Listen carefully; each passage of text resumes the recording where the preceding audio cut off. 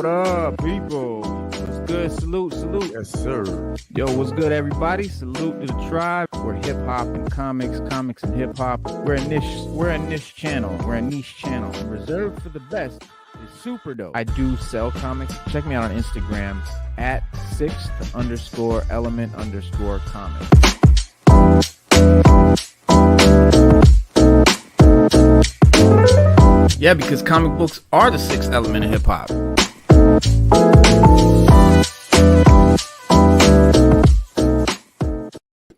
What's good, everybody? It's the sixth element of hip hop. I'm your host, Reno Noir. This is your co-host right here, Stu Dog, and we do have a very special tribute episode because we all know that the green and white Ranger from Power Rangers, Jason David Frank, actor, committed suicide on Saturday and is no longer with us. So we wanted to take a moment and take an episode and definitely do an official tribute and talk about his career and the impact that he made on the fandom at large. Stu, you were just about to tell me something about Power Rangers because you're a big fan. Oh yeah, was that, bro. Power Rangers was dope, man. My boy Derek, rest in peace as well. My man Derek, we grew up together. He put me up on Power Rangers, and I'm gonna keep you the buck. Them first couple of seasons, like the first maybe 3-4 seasons, with the original joints, they went bomb, bro. Especially when they introduced the Green Ranger. They brought him in. It was like, damn. We were like, yo, Green Ranger. And then they turned him into the White Ranger with the movie. Because just like everything, they get a movie and then it flops after that. But Power Rangers have been tried and true just as long as Pokemon, bro. They've been out there. But the Green Ranger was dope. He had his own Zord. You know what I mean? And he was just a bomb. And nobody knew he was Tommy. The whole time he was going to school with the kids. They never knew he was the Green Ranger. And he was kicking ass and taking names, man. Green Ranger is that bull. And the White Ranger. Yeah.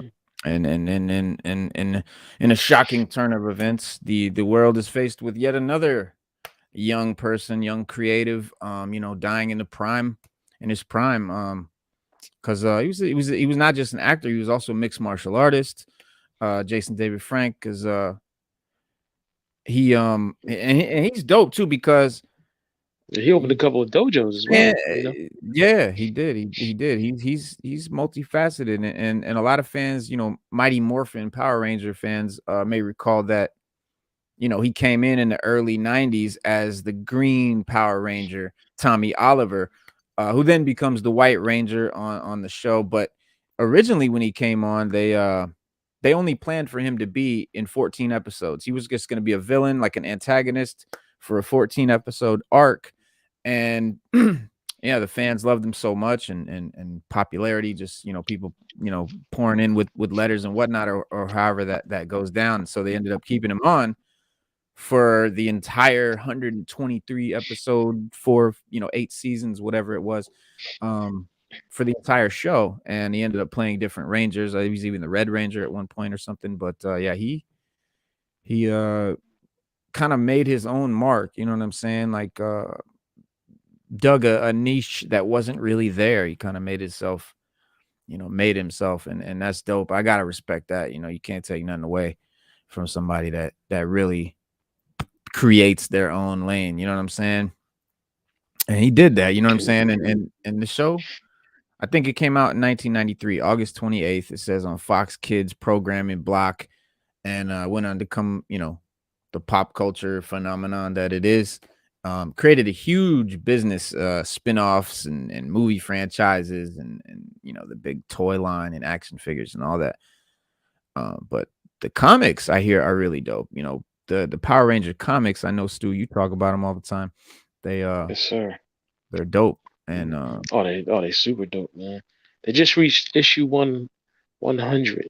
I mean, they're over 100 now, but their big issue was number 100. I mean, I went and picked it up. And to be honest with you, for some of you who have FOMO out there, Power Rangers comics are worth some out there in price, bro. Some Oh certain yeah. issues. Yeah. So if I were And you right now, now, I and would get Green them while Ranger I issues. can. Yeah, Right. Yeah. yeah. Them Green Ranger issues are gonna be big. So any Green and White Ranger, first appearances and things like that. Yeah, you want to scoop those up because that's how value goes up. And but the cause of death wasn't immediately released, and it wasn't immediately clear apparently. And it's still not been officially ruled as a suicide, but that's what TMZ said. They reported that his second wife, Tammy Frank, filed for divorce from him 4 months earlier, and they speculate that that's could be part of the cause of why he might have killed himself. But when somebody commits suicide, it's never one thing. Never one thing. It's always a lot of stuff, little mental illness and a whole bunch of stuff that you know. But he married his first wife, Shauna, in '94, and they had 2 sons and a daughter. So he has some kids that he left behind, unfortunately. But they divorced in '01, and then in '03, that's when he married his second wife, Tammy, and they had 1 daughter.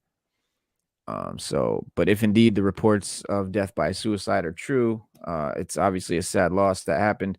Despite there being several helplines, obviously that any person can feeling hopeless, depressed, suicidal can reach out.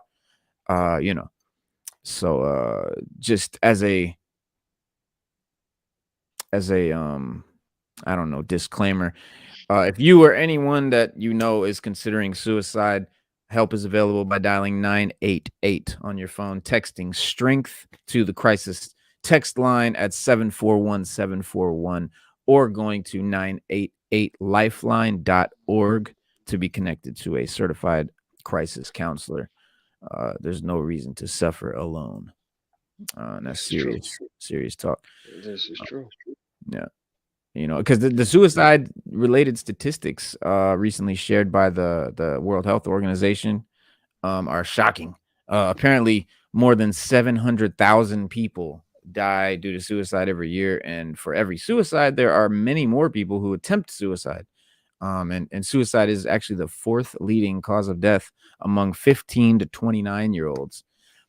Jason was 49, so obviously, the statistics are there, but there's always exceptions. So don't get complacent.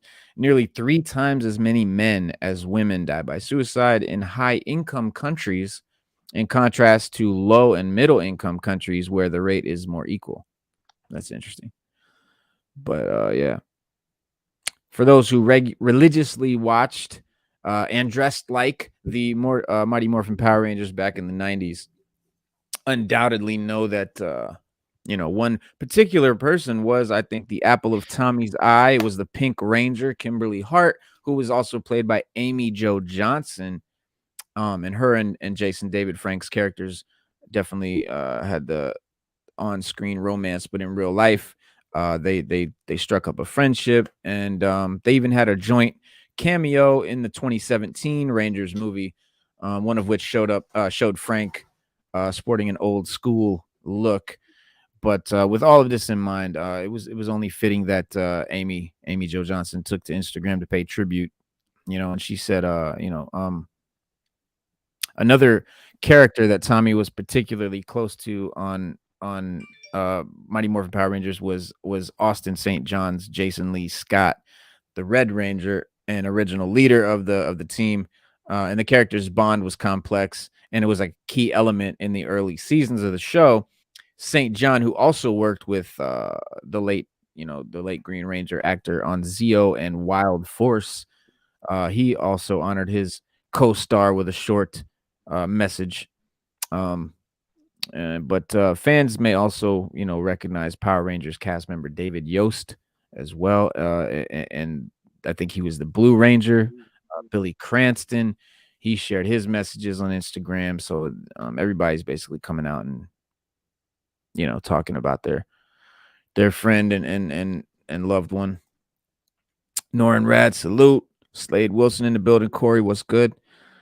Uh, yeah, we just chopping it up, Yeah. talking about your boy. Yeah, Jason Uh, was in.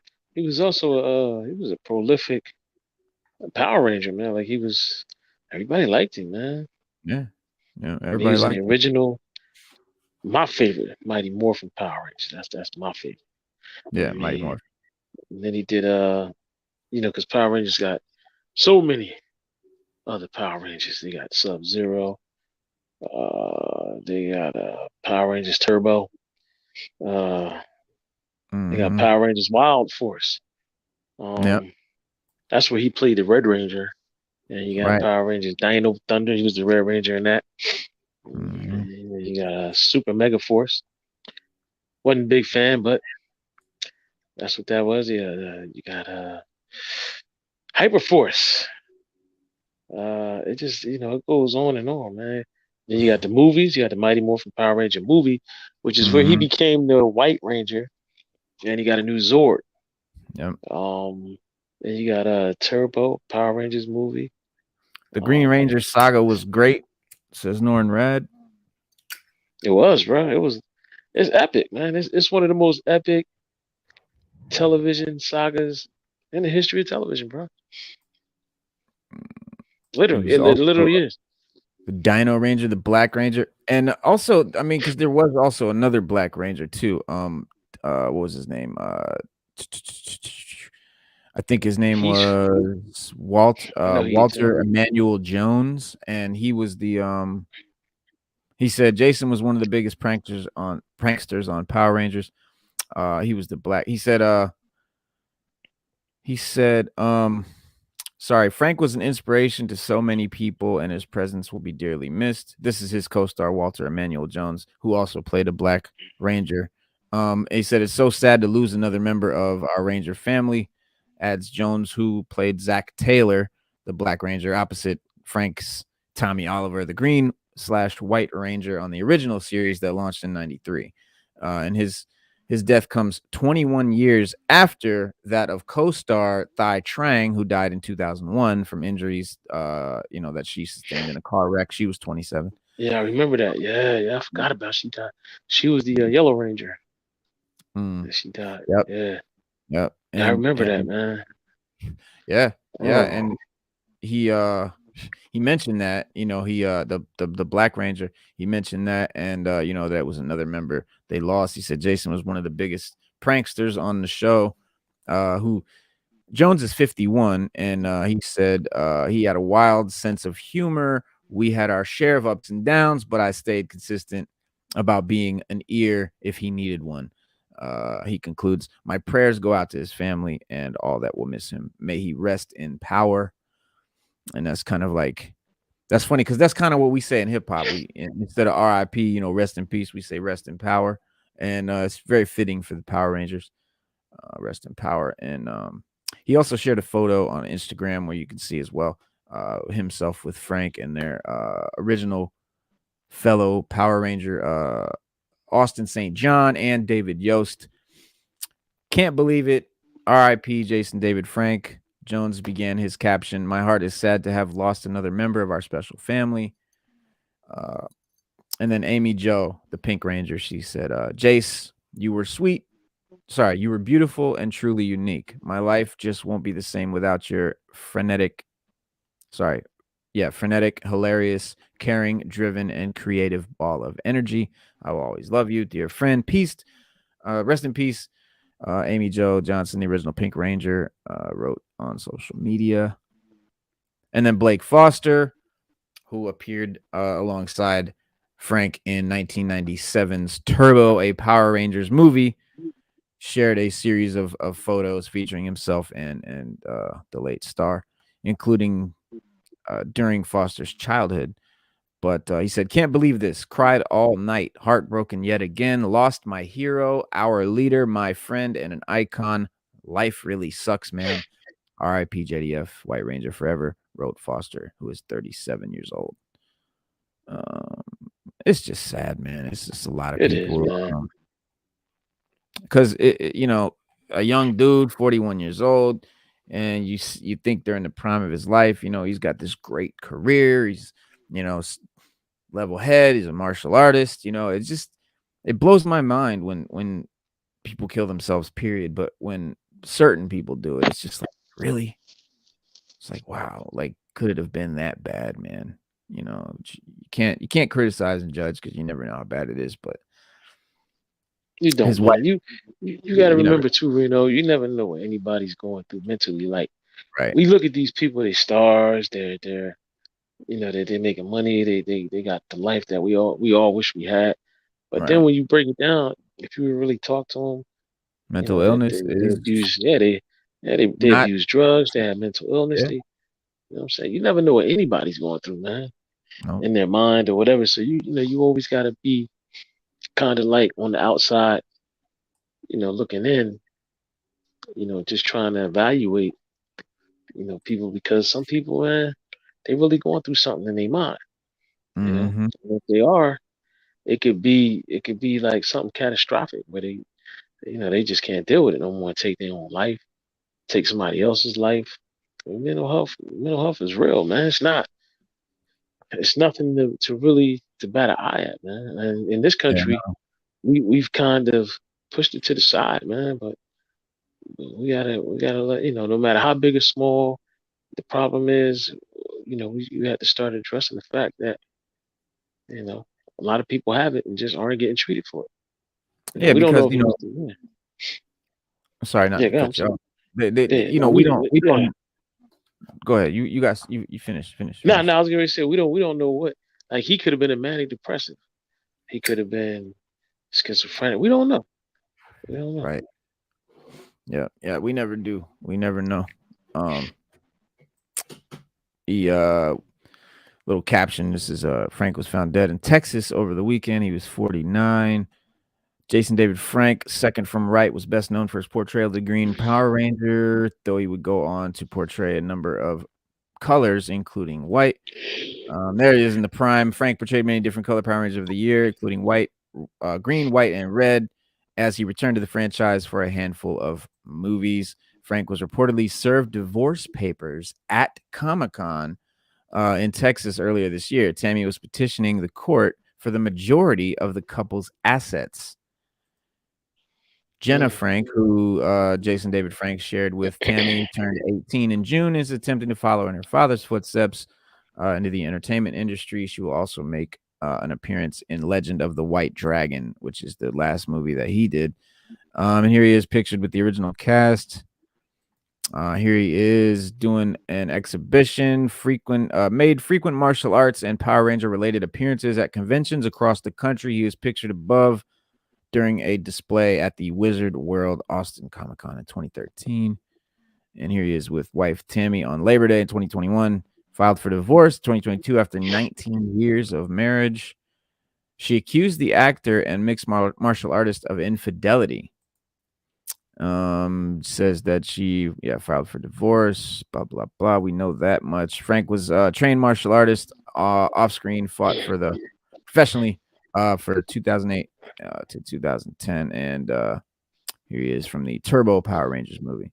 But yeah, man, I mean, we tend to in this country, I don't know if it's just the country, if it's certain communities or what have you, but we tend to see or portray mental illness as a weakness, and you're not a man, you're not masculine, it's very much Right. shunned and made people feel Yeah. ashamed. And Right. You're not a whole person. Yeah. right, and it just shouldn't be that way, man. We deal, we need to learn to realize that the strongest people that could have mental illness.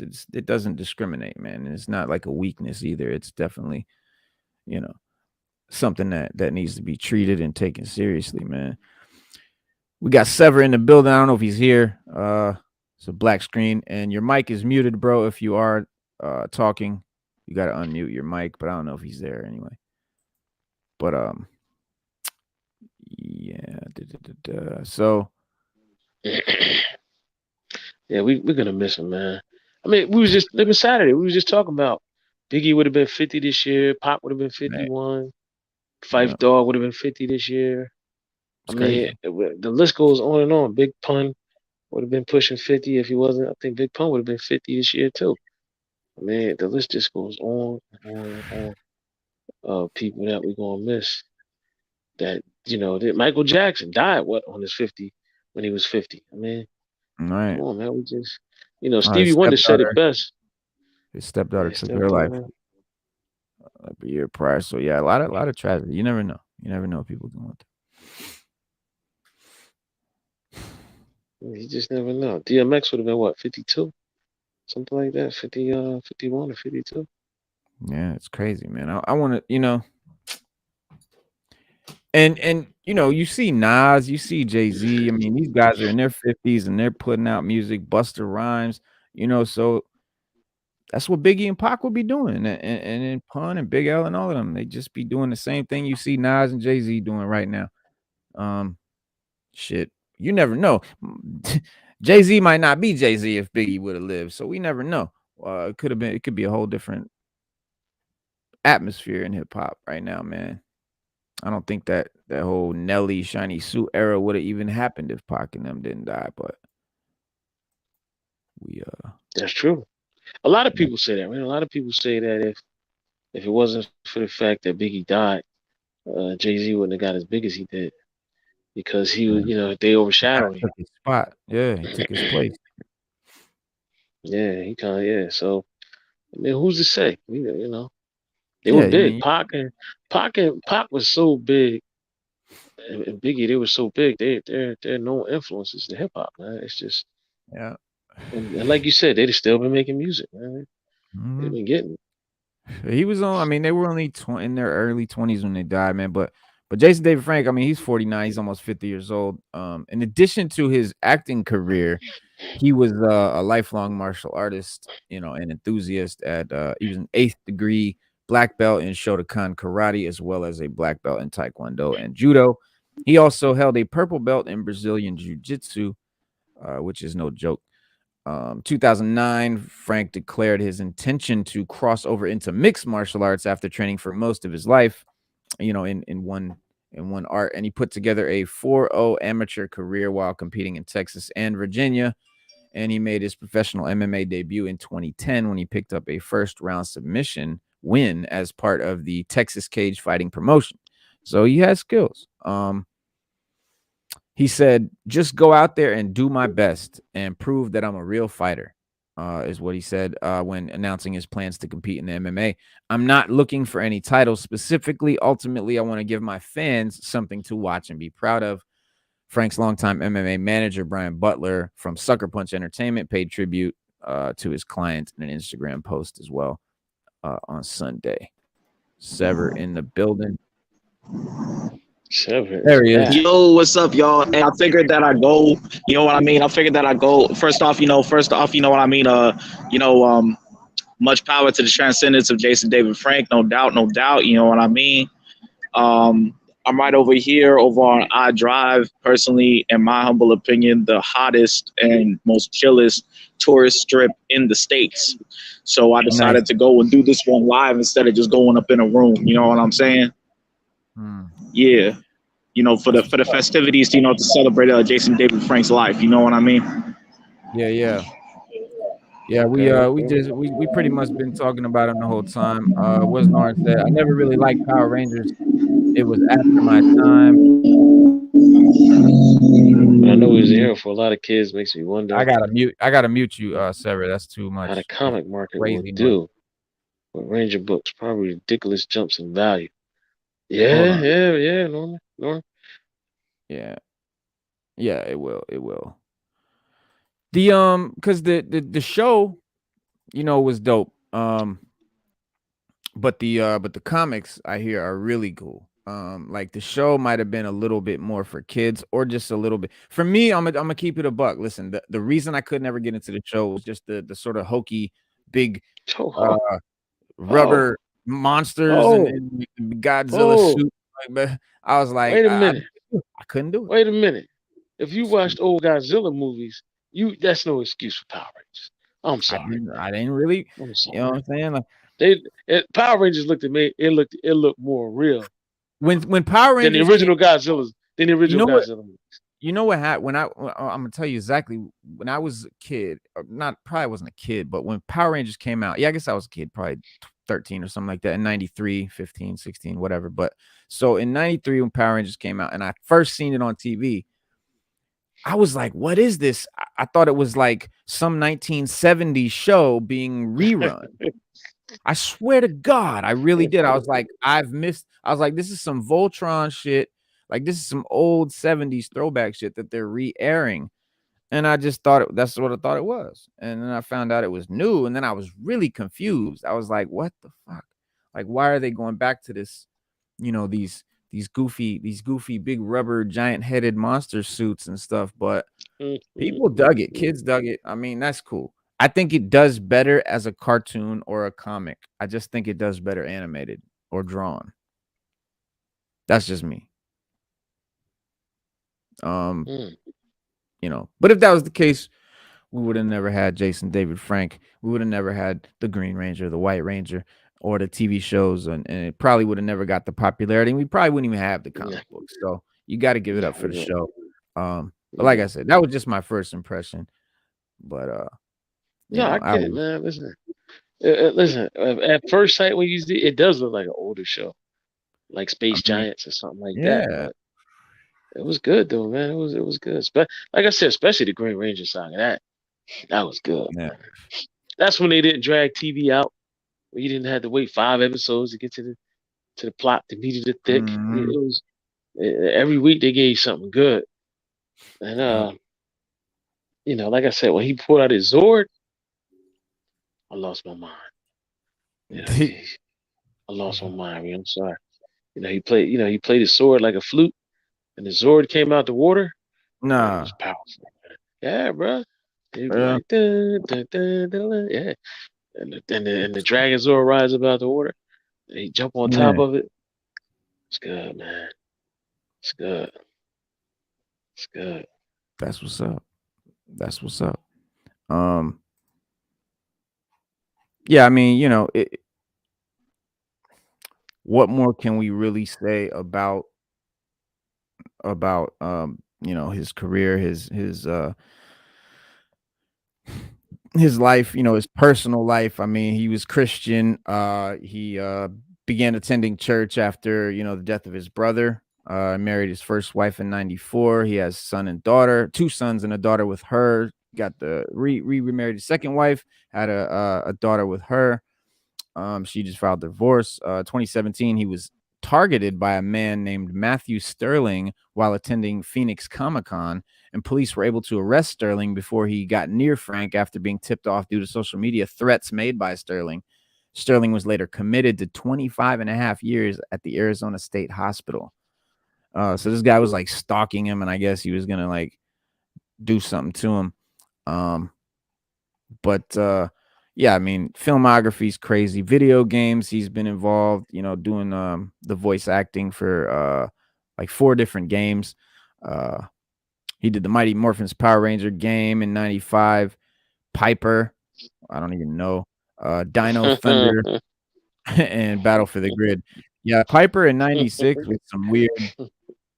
Yeah, Piper is a weird name, man. I wouldn't want to be associated with that name of Piper. Yeah. Piper.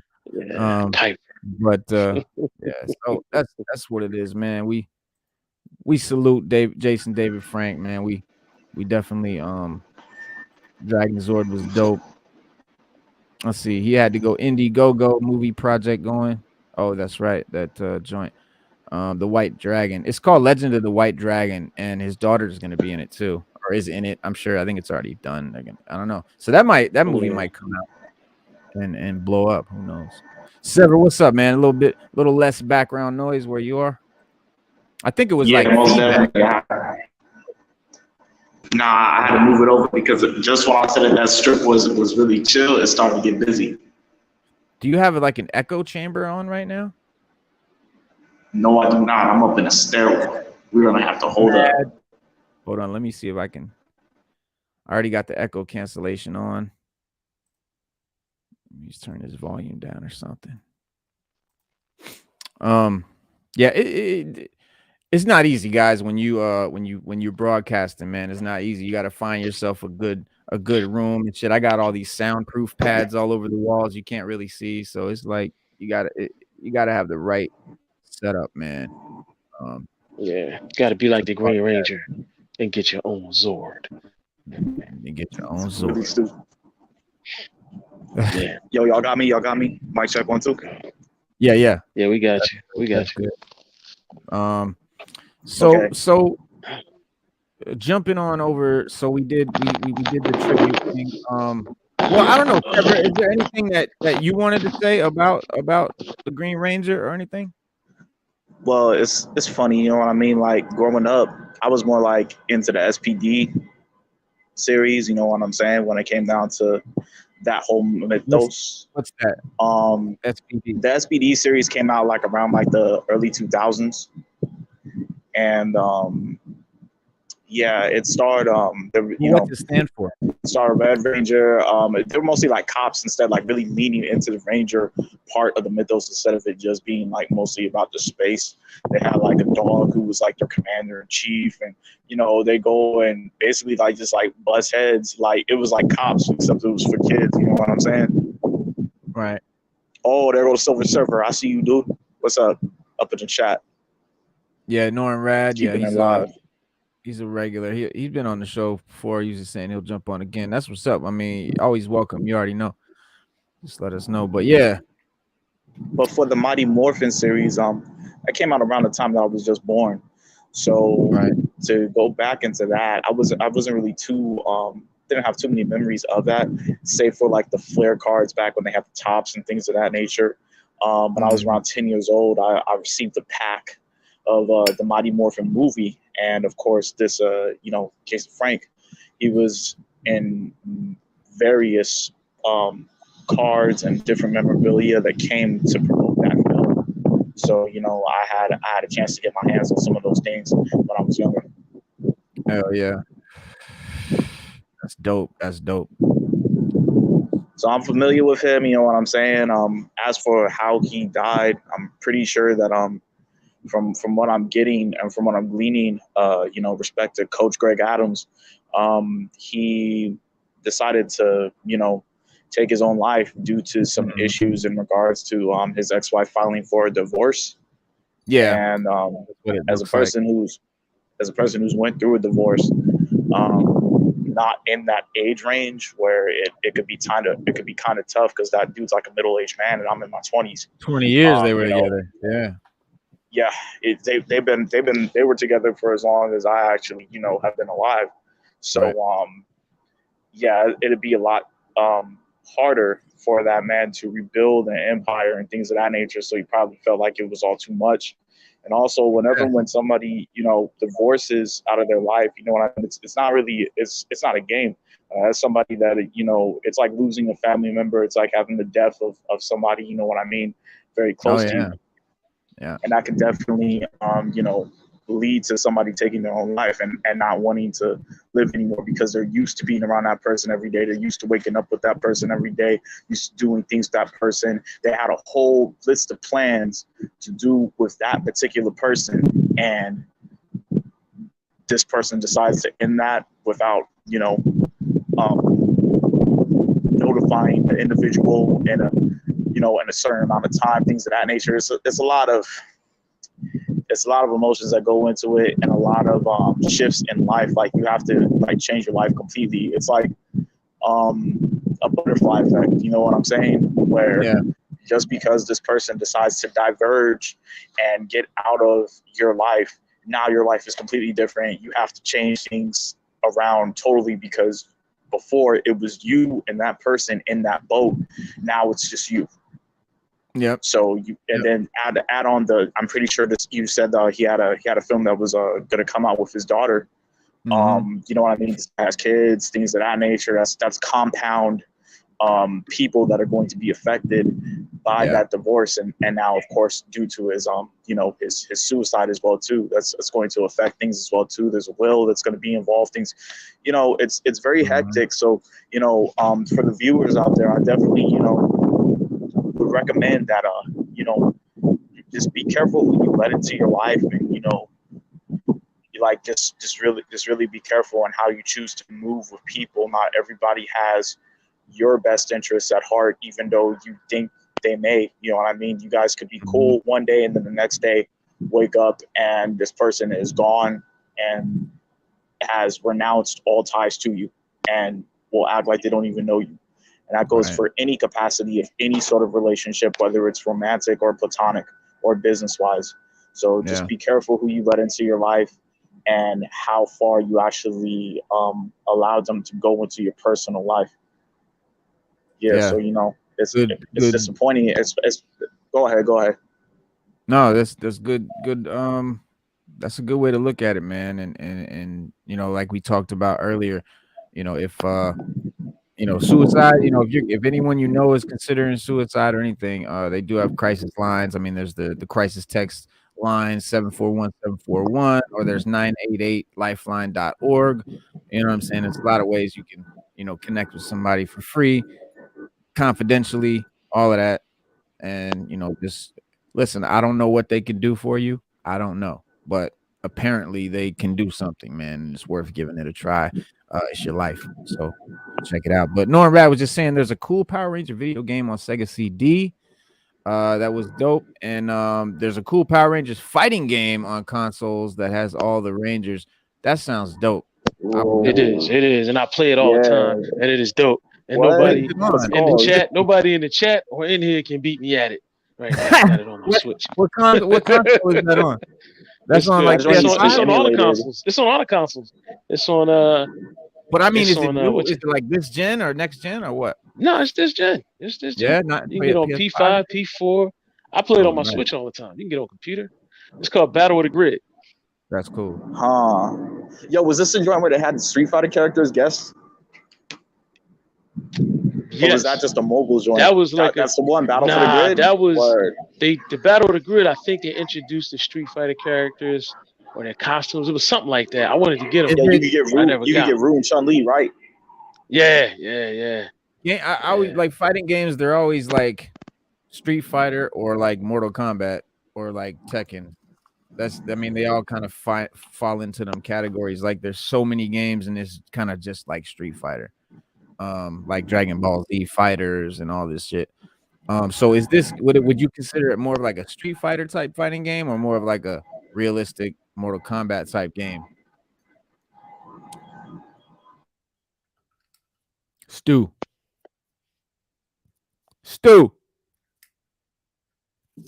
I guess we lost Stu. Everything's Stu though. I guess we lost Stu. Was tag matches and all that. I'd assume it'd be just to piggyback off that question. I'd assume it'd be Street Fighter because the Street Fighter characters are guesting up in that joint. Yeah. Oh, okay. Oh, they are. Okay. Well, most likely. Yeah. Then that's what it's gonna be then for sure. Yeah.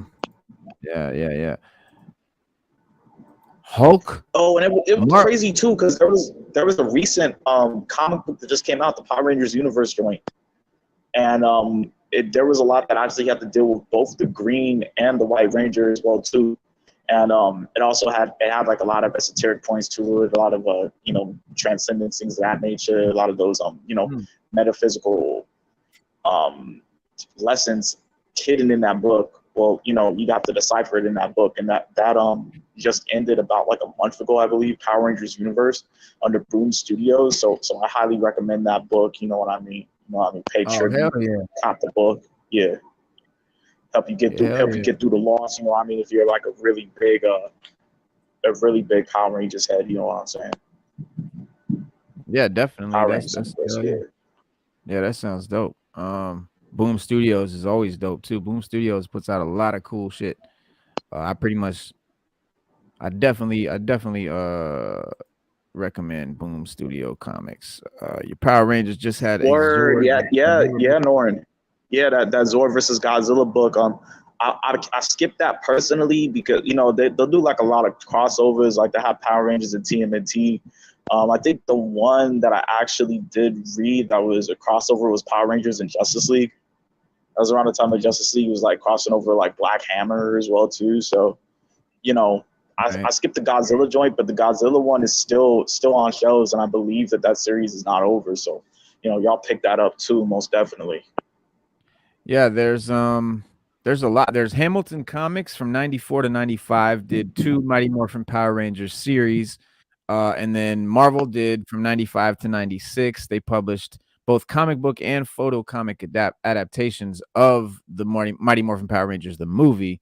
And 2 Mighty Morphin Power Rangers series were published concurrently. The first debuted in October 95 and ran for 7 issues. And the second one, titled Mighty Morphin Power Rangers Ninja Rangers / VR Troopers, was a flip book featuring VR Troopers on the other side.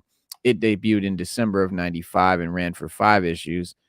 And then Image Comics actually did one. They did Power Rangers.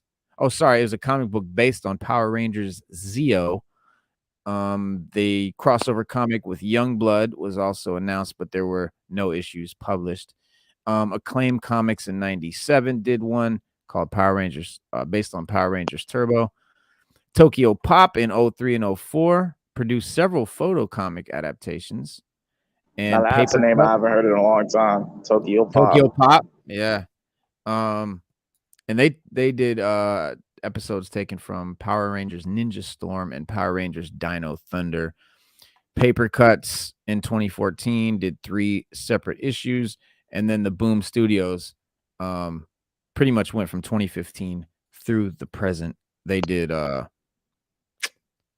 June 2015, Boom Studios and Saban Brands announced a new comic book series based on Mighty Morphin Power Rangers. The initial creative staff featured Kyle Higgins as the writer, Steve Orlando, and Marghead Scott as co-writer. Steve Orlando. Yeah, Steve Orlando's good people. Right now, he's currently also writing Marauders for Marvel in regards to like the X universe after Hickman left off. I spoke with him at a New York Comic Con, and there was like a little mini interview that I still actually have yet to drop. And we was not we were, but I was telling him, I was like, yo, like I'd like to see a darker direction for the book in regards to Marauders and then just anything else in the future in general. And he was really adamant to say, like, we haven't seen anything yet. You know what I'm saying? So if you guys want a darker direction in light and of you're whatever, talking about X-Men, the Marauders, the mutant stuff? Yeah, the Marauders books, yeah. And also because I know he did Rangers DC well, stuff. I didn't know he did. I know he was like a DC guy. I know he did like Batman and Martian Manhunter and stuff like that. Wonder Woman. Really? I never even hollered at him about that. I strictly just knew him from Marauders, so that's what we talked about. I didn't even know that he picked up on Power Rangers just yet until you just mentioned it. Yeah. Oh yeah. Yep. And but he said down the pipeline, all the stuff that he has is going to be taking a lot more of a darker turn. So, be on the lookout for that if you like your gritty books. Yeah, that's dope. Yeah, I definitely do. Speaking of different or grittier, I don't know, darker books. This is dope. This is the Hulk. What's that? Was that the Hulk ship? It's that's the Hulk planet is origin, and the sort of, it's called Hulk number 10 is the comic, but the origin of yes exactly, the origin of Hulk planet is going to be revealed, and we get Donny Cates, Ryan Otley on the pencil, and it's the ongoing Hulk series, Hulk Planet, and the arc sees Bruce Banner journey to the world that's completely populated by other Hulks who have built the civilization in Hulk's image. And in Hulk number 10, the planet's ruler, Monolith, informs Banner how a world inspired by him came to be, though, he's never seen it before. And the issue calls back to the Hulk creative team's first Smashtronaut arc, revealing, that this world's inhabitants descended from the abominations discarded by Earth number 122. And Earth 122 is an alternate world that the Hulk wound up on after being sucked into a portal. And then in this reality, instead of turning into the Hulk, Bruce Banner's gamma bomb test was a success, and General Thaddeus Thunderbolt Ross then used it to wipe out the rest of the world. And the bombs used on all other countries besides the US caused some of the survivors to turn into Hulks labeled abominations by Ross, which were sent through a portal that cast them away to Hulk Planet.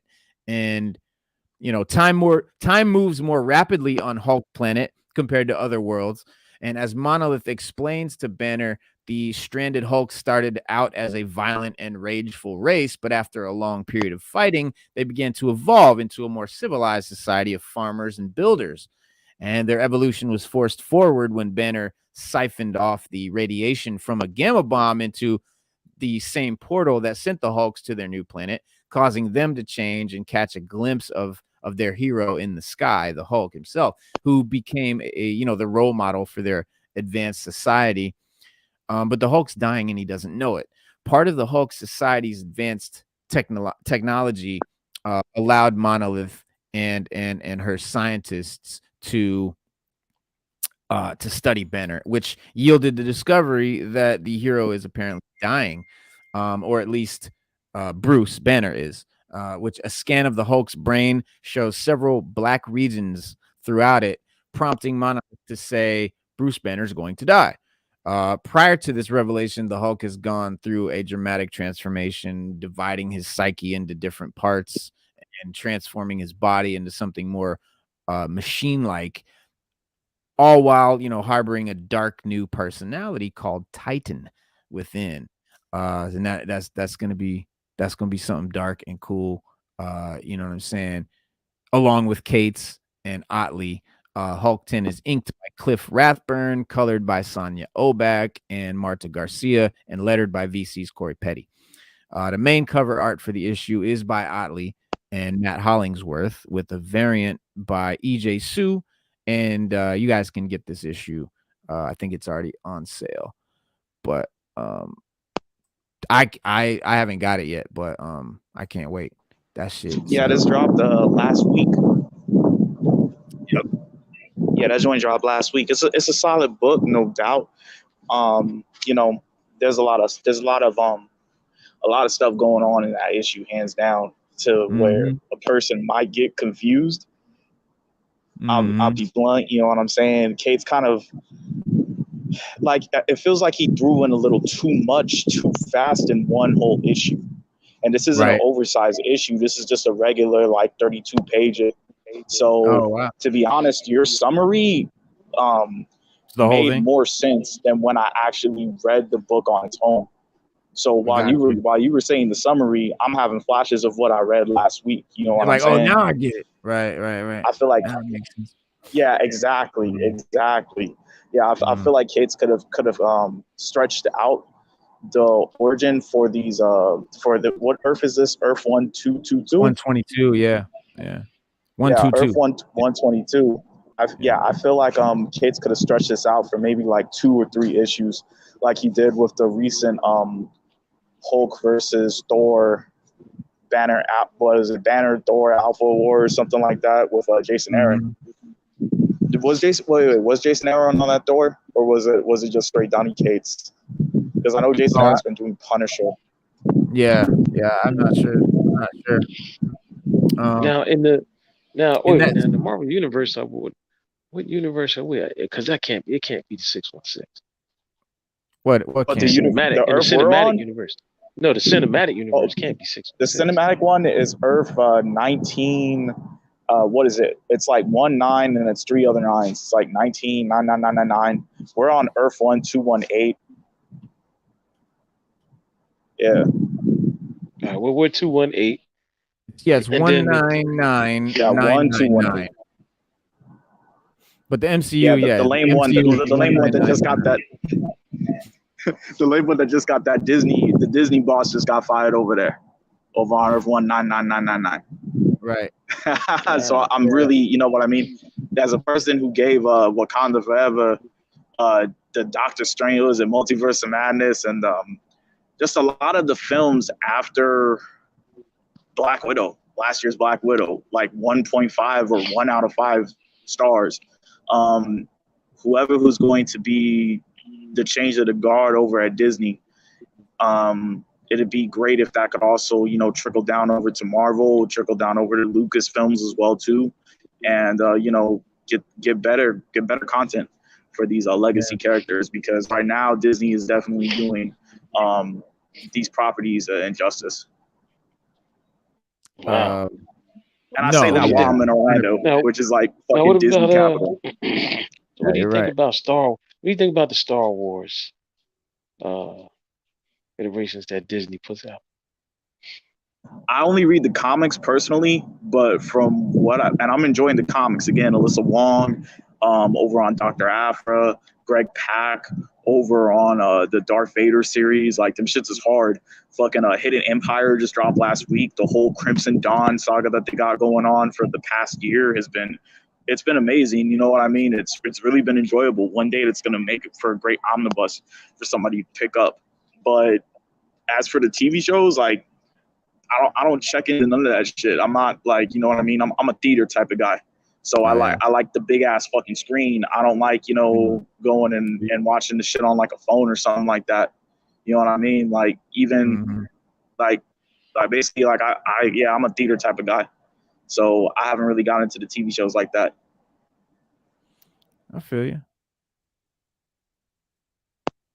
Yeah, I mean, I know a guy. I got a friend that he owns a comic shop. He's got the biggest, probably dopest collection of slabs I've ever seen.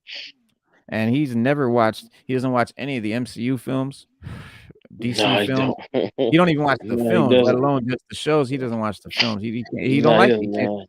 He's like, I like the comics, and that's what I like. And the stuff from the films is that's some other shit. It's not the same thing as the comics, so I just don't like it. That's true. Yeah, It definitely is not. Yeah. I wonder how somebody like that would feel watching like Multiverse of Madness and then seeing the Illuminati just get like fucking smashed in 5 minutes.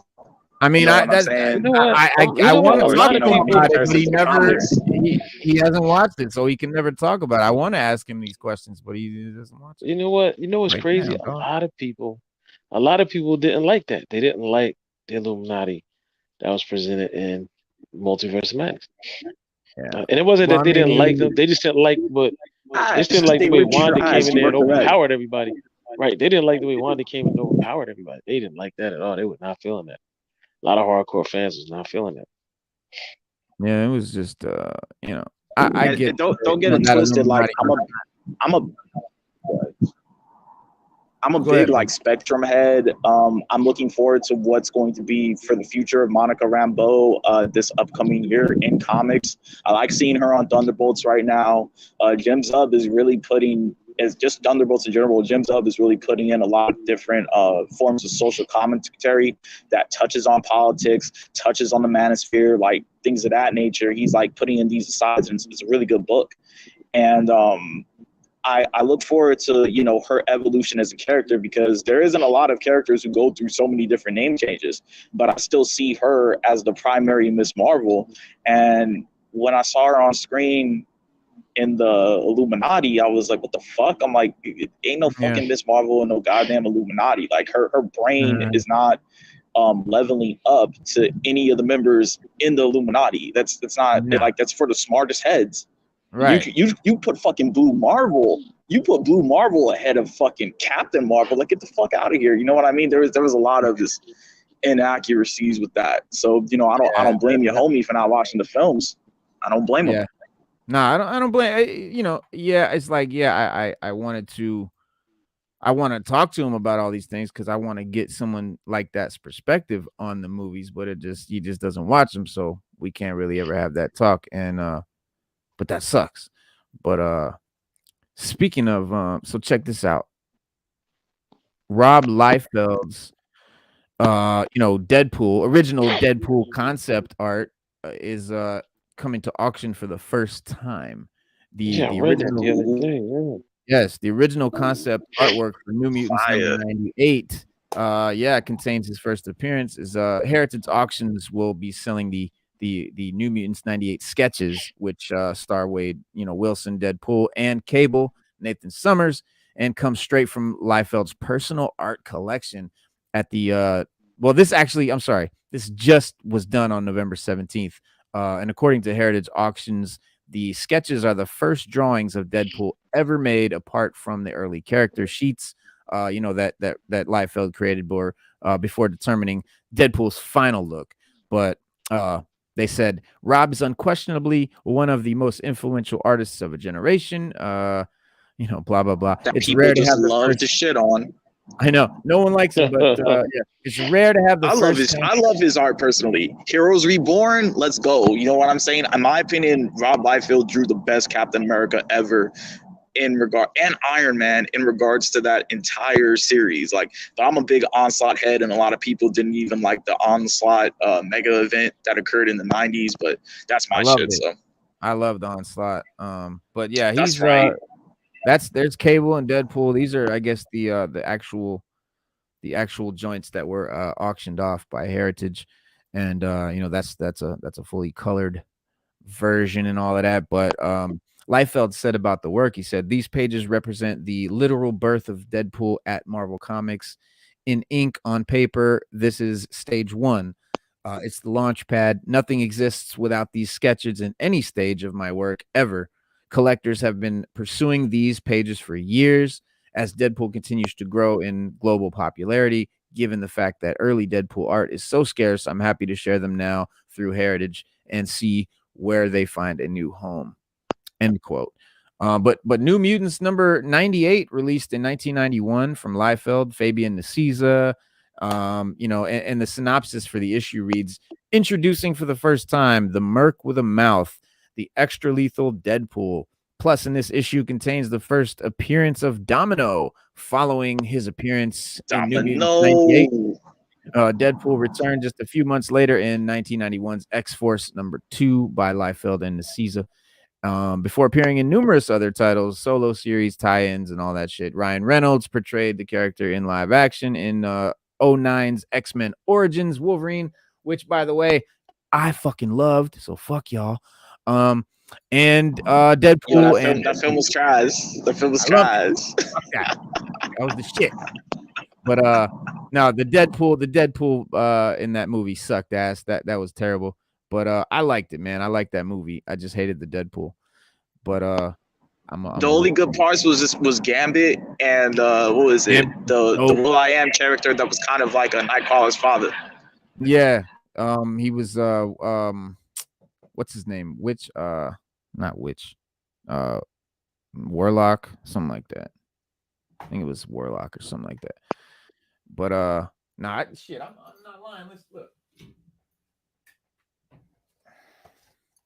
Over there teleporting around and shit. Right there. I got.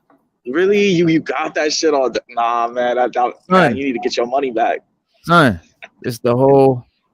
Get your money back. Wolverine and Deadpool. Oh, with that Wolverine. Yo, the Wolverine film was dope though. I give it that. It couldn't compare to Frank Miller's work, but I got all those. You gotta watch it in noir though. You gotta watch the black and white version. Yes, black and white. Yeah, that's the best cut. That's the best cut, hands down. But yo, whatever happened to the Justice League joint that was gonna drop in noir? They were gonna do like a black and white joint. Oh, A.X.E. Yeah, that's right. That's right. Metaphysics, RP. Which what? What happened with what? What'd you say? What'd you ask me just now about DC? Whatever happened to the Justice League joint? They were going to do for the Snyder Cut, a black and white limited release in theaters. It was gonna be like Justice League Noir. What happened? They merged. Oh, I'll tell you what happened. The same thing happened to Batgirl. They merged with Disney Discovery and gave it to A.X.E. But don't worry, it's gonna leak one day. Damn, that Batgirl flick. Yeah, Reno don't believe it's gonna get leaked. I don't know. Did you actually want to see that film actually come to light, because they already shot it? Really? Yeah, bro. Yes. We want to see everything, whether we like it or not. We want to see it. But I would like to see I saw clips of it, but no, I mean, like, I wasn't like excited to see that movie or anything. But Stu really wants to see it, and I think one day Stu's gonna see that movie. If nobody else does, Stu's gonna see that movie. Bro, I'm telling you, bro, they're gonna leak it, Reno. We know somebody you gonna get at that director, Stu. Yeah, bro. You gonna get it the Somebody director? gonna leak it. I'm gonna get it, baby. Somebody gonna leak that movie. I'm telling you. Listen, they leaked the But Fantastic dude, Four what movie. if It it's was like horrible. Birds of Prey? What if it's like Birds of Prey? I'm feeling it's gonna have that Birds of Prey vibe. Hold on, Birds And of that Prey shit was had a good. Batgirl in it, and you saw what they did to her, and she was the best Batgirl, hands down. Cassandra fucking Cain. Yeah, I like She that isn't Birds even of Prey. mute. You like that version in the film? The little kid, the chubby kid? No, the Yeah, movie you know. What the Birds of fuck? Prey. That's not Cassandra Cain. No, the movie Birds of Prey with Harley Quinn. Yeah, and Cassandra was a good Cain, movie. and they had her as a chubby kid who wasn't even mute. Oh yeah, that was trash. That bugged me out. Like I'm looking at Tom King's current deceased War of the Undead Gods, and we got Cassandra Cain up in that bitch with the powers of Shazam. Like that shit is hard as fuck. You know what I mean? If you're gonna make a derivative of a character, make that shit cool. Don't devolve the character and make him into something like silly or that will be a piece of propaganda to forward some sort of an agenda. Because I guarantee you, the way that kid was acting in that film was to forward an agenda that the directors and shit had. You know what I mean? The people behind the production and the curtain of that film had, instead of actually focusing on the audience. You know what I'm saying? That's why James Gunn's Suicide Squad worked so fucking well, because he was focused on the audience, in my opinion. You know what I mean? That's true. Now, was that the first or second Suicide Squad? That would be the second one. The first one was the David Ayer cut, and the David Ayer cut, like Ayer, I believe he directed Training Day. Yeah, so I didn't he knows. It was entertainment. I was entertained. I was entertained. I mean, and then, I'm biased to that because that Jared Leto Joker is my favorite fucking Joker. See, I hate that Joker, but yeah, I'm biased to that. Which one, Jared Leto? Jared Leto. Yeah, Jared Leto. I thought Jared Leto was Morbius. I think Jared Leto is a great fucking actor. Oh, he is a good actor. I gave Morbius like 3 out of 5 stars or some shit for Comic Crusaders, and a lot of people shitted on that film. That was so boring, bro. I couldn't get through it. It's boring, man. I liked it. I feel you. I mean, listen. It's some people did like it, and that's what's beautiful about. Which one? The first Suicide Squad? World, man. The first, no, Morbius. The movie Morbius. Some people Morbius, the living vampire. Hey, that's a cool one now. Morbius. I thought, you know what? Yo, I want to see Jared Leto's Morbius crossover with this new Blade. I think somebody had a good. I think somebody had a good idea for a vampire movie, and slapped Morbius on top of it, and gift wrapped it and gave it to us like that. Better as just a vampire flick or something, but I don't know. Yo, just jumping topics real quick and staying on the vampires. This Tuma Dracula joint with Mahershala Ali as Blade. I hear he's not liking the scripts. And I see in the comics they just introduced this new character called Bloodline. And I noticed that the Blade's baby moms, if you will, there she go, Brielle. Blade's baby moms, I forget her name exactly. I think it was like Calder was her surname. She looks a lot like the what is it, the vampire that's what is it, Moon Knight's receptionist right now on McKay's Moon Knight. That is not obviously, but is definitely one of the hottest books right now on the shelves. Like, I can't get enough of that fucking Moon Knight shit. That shit is ill as fuck. Jed McKay, going in. And there's this character in there. I forget her name exactly, but it's the receptionist. And they look like the exact same, like they're the spitting image of each other. But going back to this character, Brielle, I'm trying to figure out why Ali said that he didn't like the script for this upcoming Blade film. I don't know. You know what? You know what, Sarah? The first Blade was so original. It was so dope. And the second Blade was the same thing. And by the time we got to the third one, we was like, damn, you couldn't hire no A-list actors. All you can get was rustlers. So now this one is probably the same. We have Ryan Reynolds. He didn't need to be before he was A-list. I enjoyed him. He was a highlight in that film. because they. No, Yeah, that's I mean, I enjoyed them, but they Trevor, just. And Jessica It Biel? wasn't. we agree Jessica on. Biel. I liked the Third Blade. Nobody else did. Everybody hated the Third Blade. I enjoyed thought that it film was cool. too. You had Rizzo on the soundtrack. Yeah, I dug the Midnight or That was the film, yeah. what you call them. Yeah, I didn't. Listen, You I know your thought it was movies, man. watchable. It wasn't But as no. good as the first two, but it was. I could watch it, but it wasn't but, as good as the first two. Yeah, it definitely doesn't. It doesn't add up to the first Blade, no doubt, Stu. The second Blade for me was where it was boring. The second Blade for me was boring as fuck. The second Blade And I think is that's probably.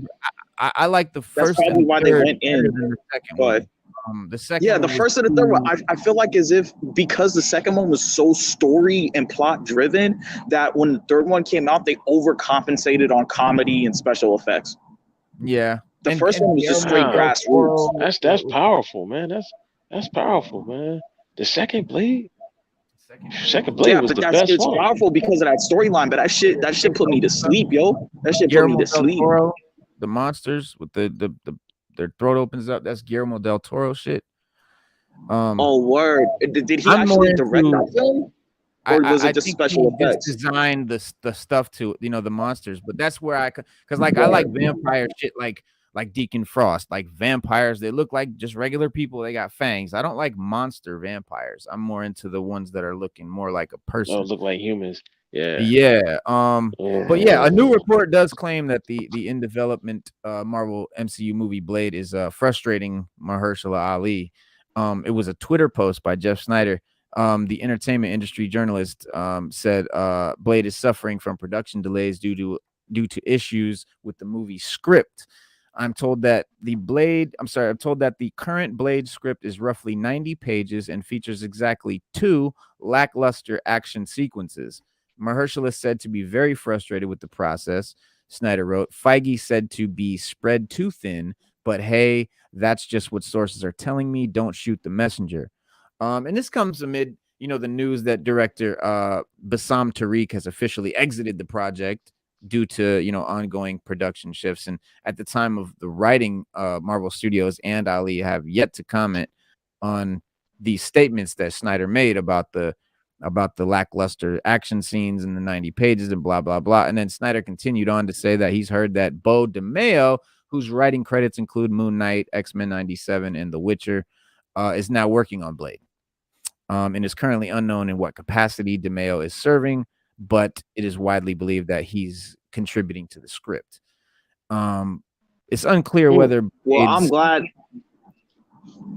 From what you're saying, I'm glad to hear that. You said DeMayo, who did X-Men 92? Okay, X-Men 97. Is that Mateo? Is that Mateo DeMayo? Beau DeMayo. Beau DeMayo. B-E-A-U. Beau.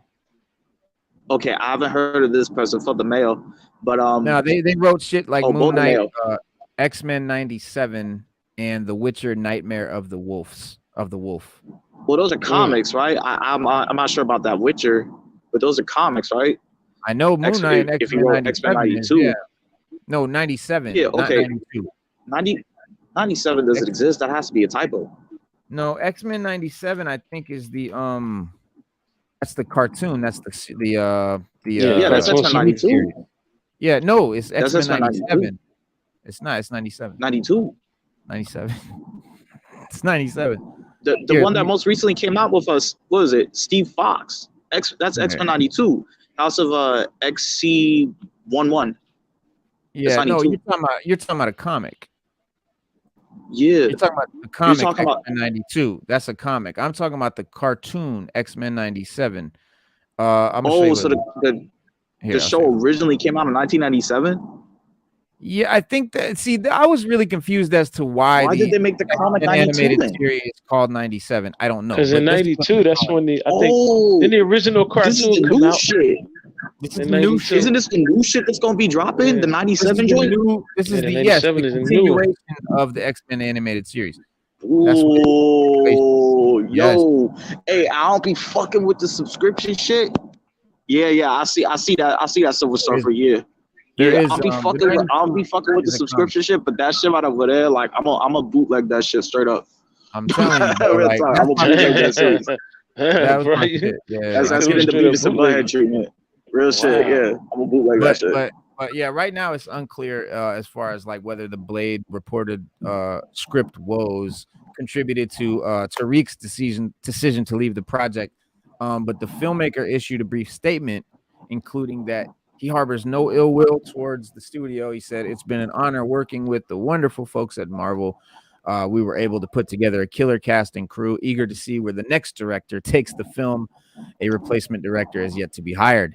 You know, Star Wars, like, it better not be Watiti. It better not be Watiti. I mean, Disney, even what was it? Chris Hemsworth was shitting on Watiti. He shit on him hard too. But yeah, despite the buzz surrounding Blade, the details of the movie are definitely scarce. But yeah, that movie sucked. But Ali has already had a cameo in the MCU. We heard this off-screen voiceover in the Eternals post-credit screen speaking to Dane Whitman, the Black Knight. He said it was scary. He said, but when asked about what it was like to play Blade for the first time, because you're talking before you're filming it, I'm pretty particular about my choices, like most actors, and so having to make some choices, even with a line vocally this early on, it brought up some very real anxieties.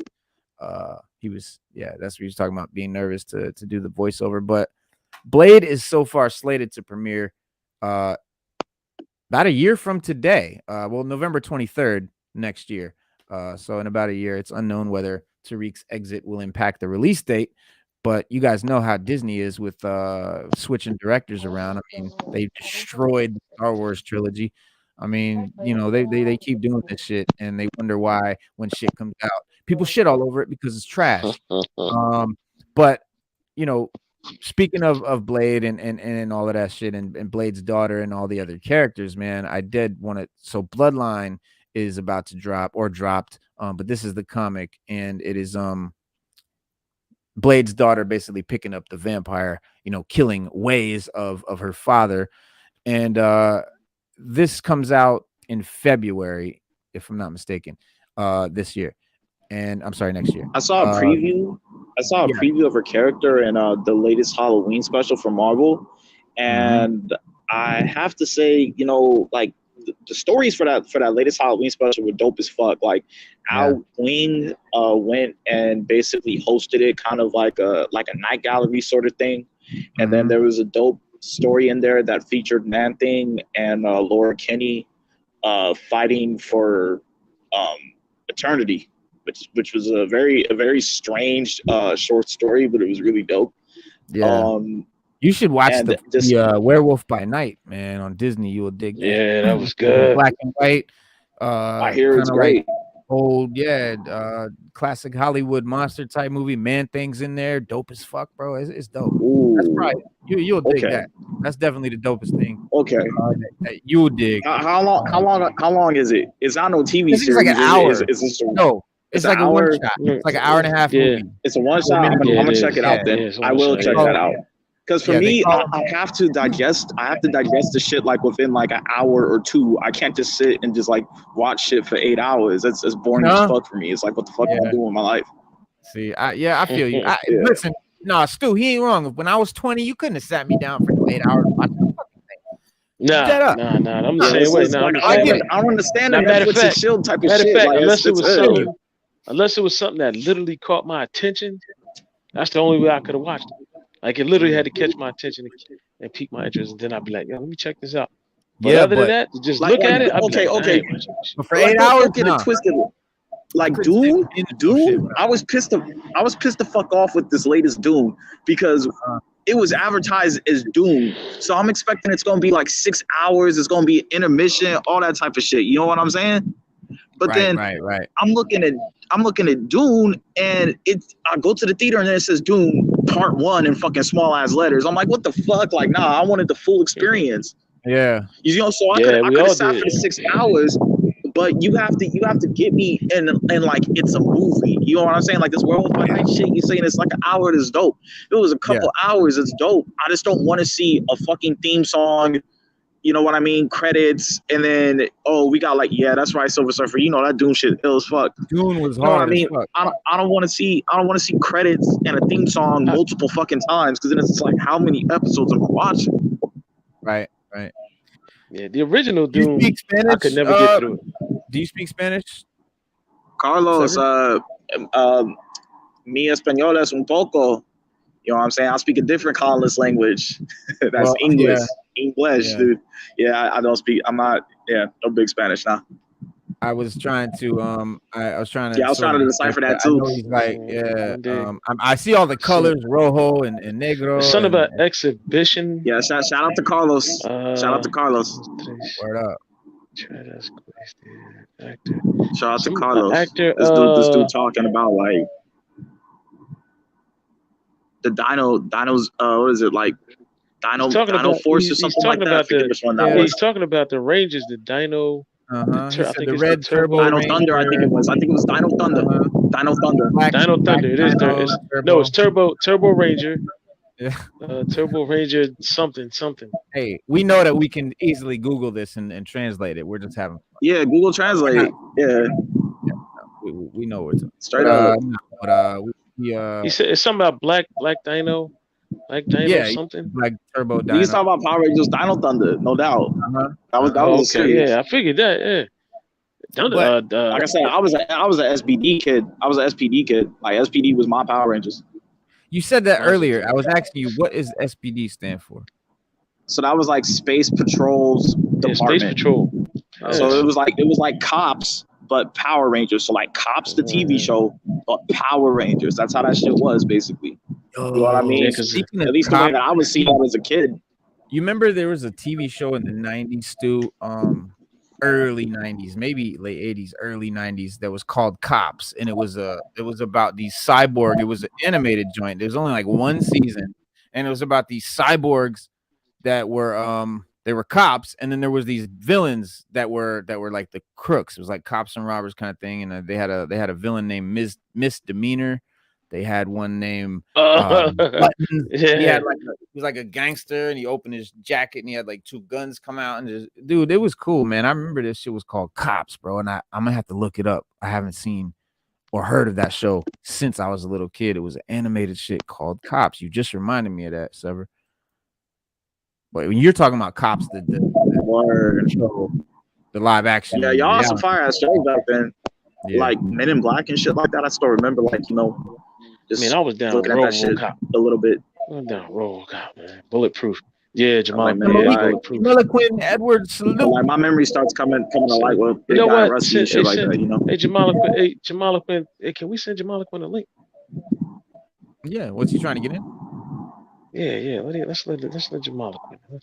What's his I don't know. I need wait, you can send it to him, Stu. You got the link in your email. Just forward that email to him. I do. Hang on, let me see. Can you just forward him the email? Because I don't have his email. I got his email. Hang on 1 second. In the meantime, let me talk about this Bloodline. Blade's daughter is dope. And it's the series first announced at New York Comic-Con, which is it's penned by Danny Lore, who did Champions, Death of Doctor Strange, Blade, and it's illustrated by Kieron Darbo, who did Crypt of Shadows, Magic: The Hidden Planeswalker. And this is called Bloodline, Daughter of Blade. It's 5 issues, a miniseries, with each entry in the series going to be revealing the origin of Brielle Brooks, a character who first appeared in this year's pre-comic book day Avengers X-Men special. You got a lot of wind behind you, bro. The X-Men special. One of my hold on, this is a quote by the writer. One of my earliest Marvel memories is watching Blade with my father and being in awe of how intensely cool the Daywalker is. Over the years, I've only grown to love Blade even more. Brielle Bloodline Brooks is literally the child of a dual legacy in that way, both Blade's long history and my personal comic legacy. When you guys join us on this journey, I hope you find part of yourself in Brielle's story. End quote.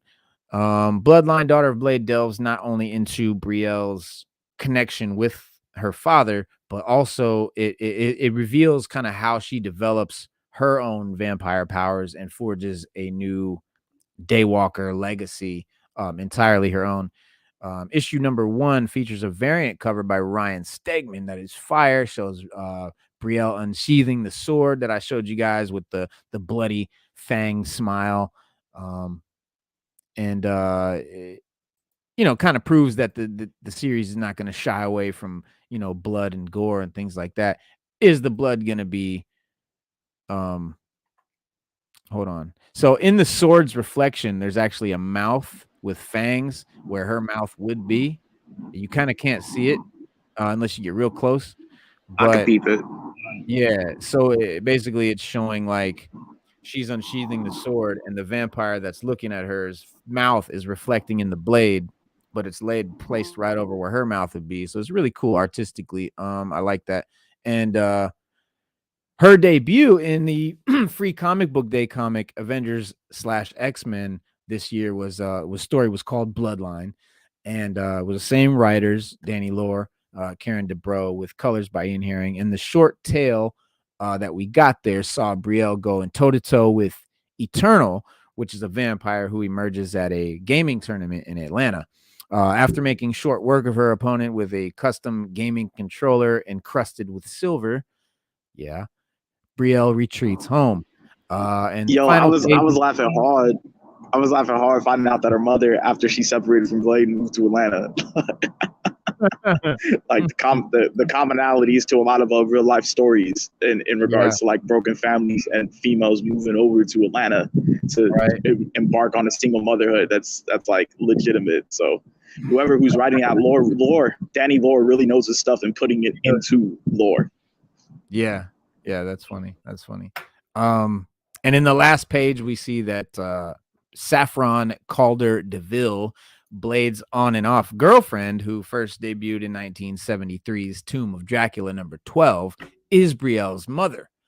So Saffron is presented as protective of her daughter, but still fully aware that Brielle's undead fighting escapades, could, affect her. And the story ends with her opening a secret cache of weapons and looking at an old photograph of herself and her bow, musing, "Oh, Blade, I think your baby girl needs you."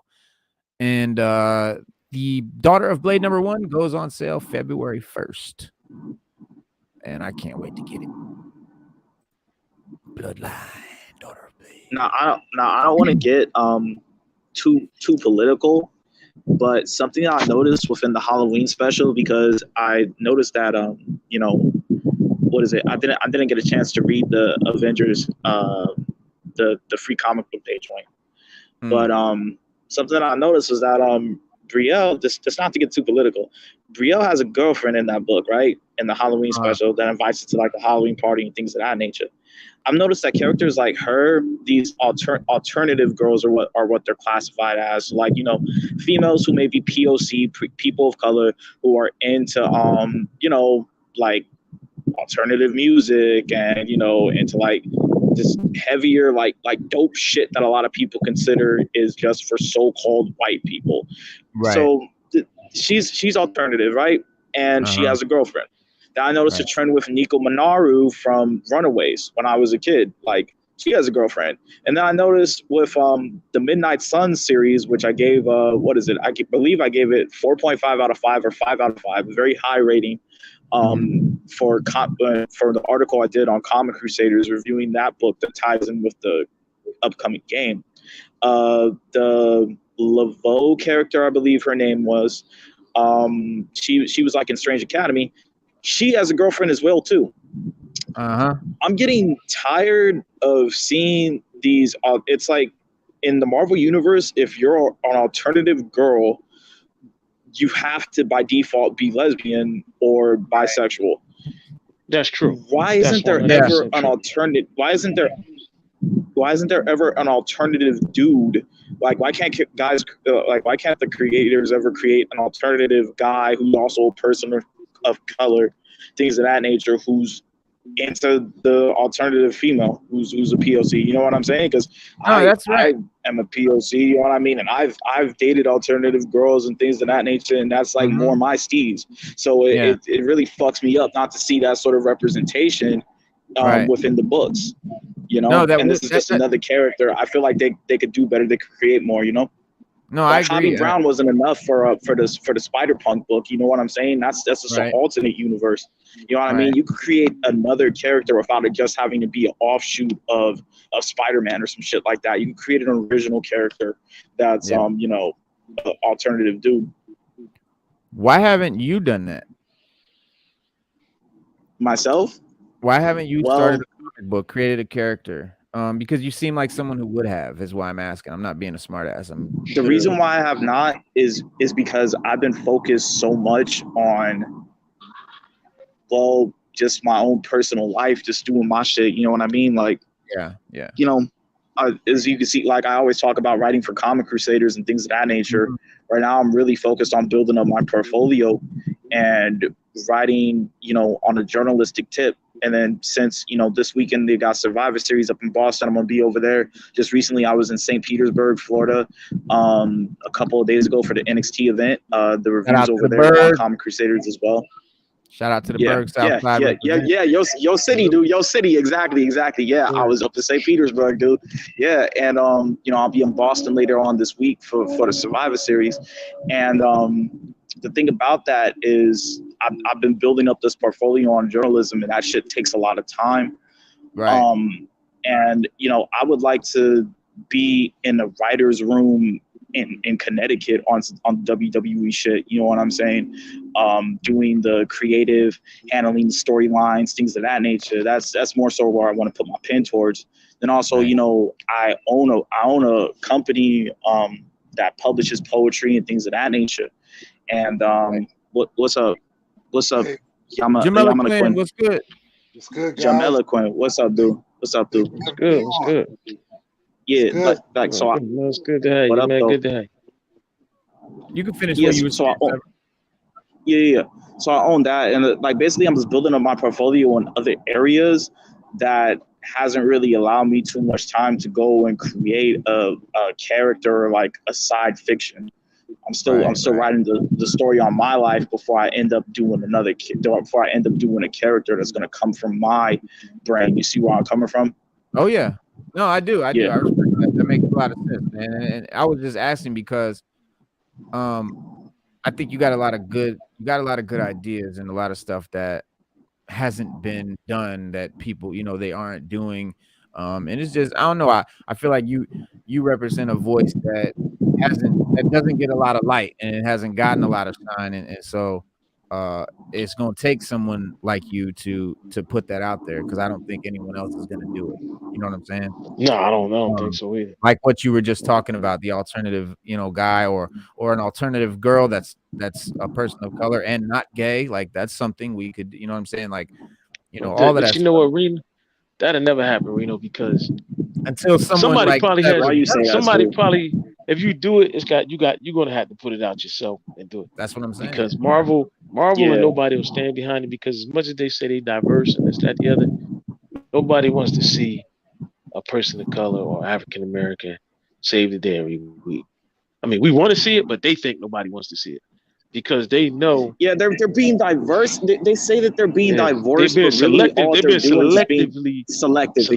selectively diverse. Yeah, Right. just being Yeah, selective. because they're being right, because they know right now LGBTQ sells. They know it because that community is saying, well, you support us, so we like it, we're gonna buy it.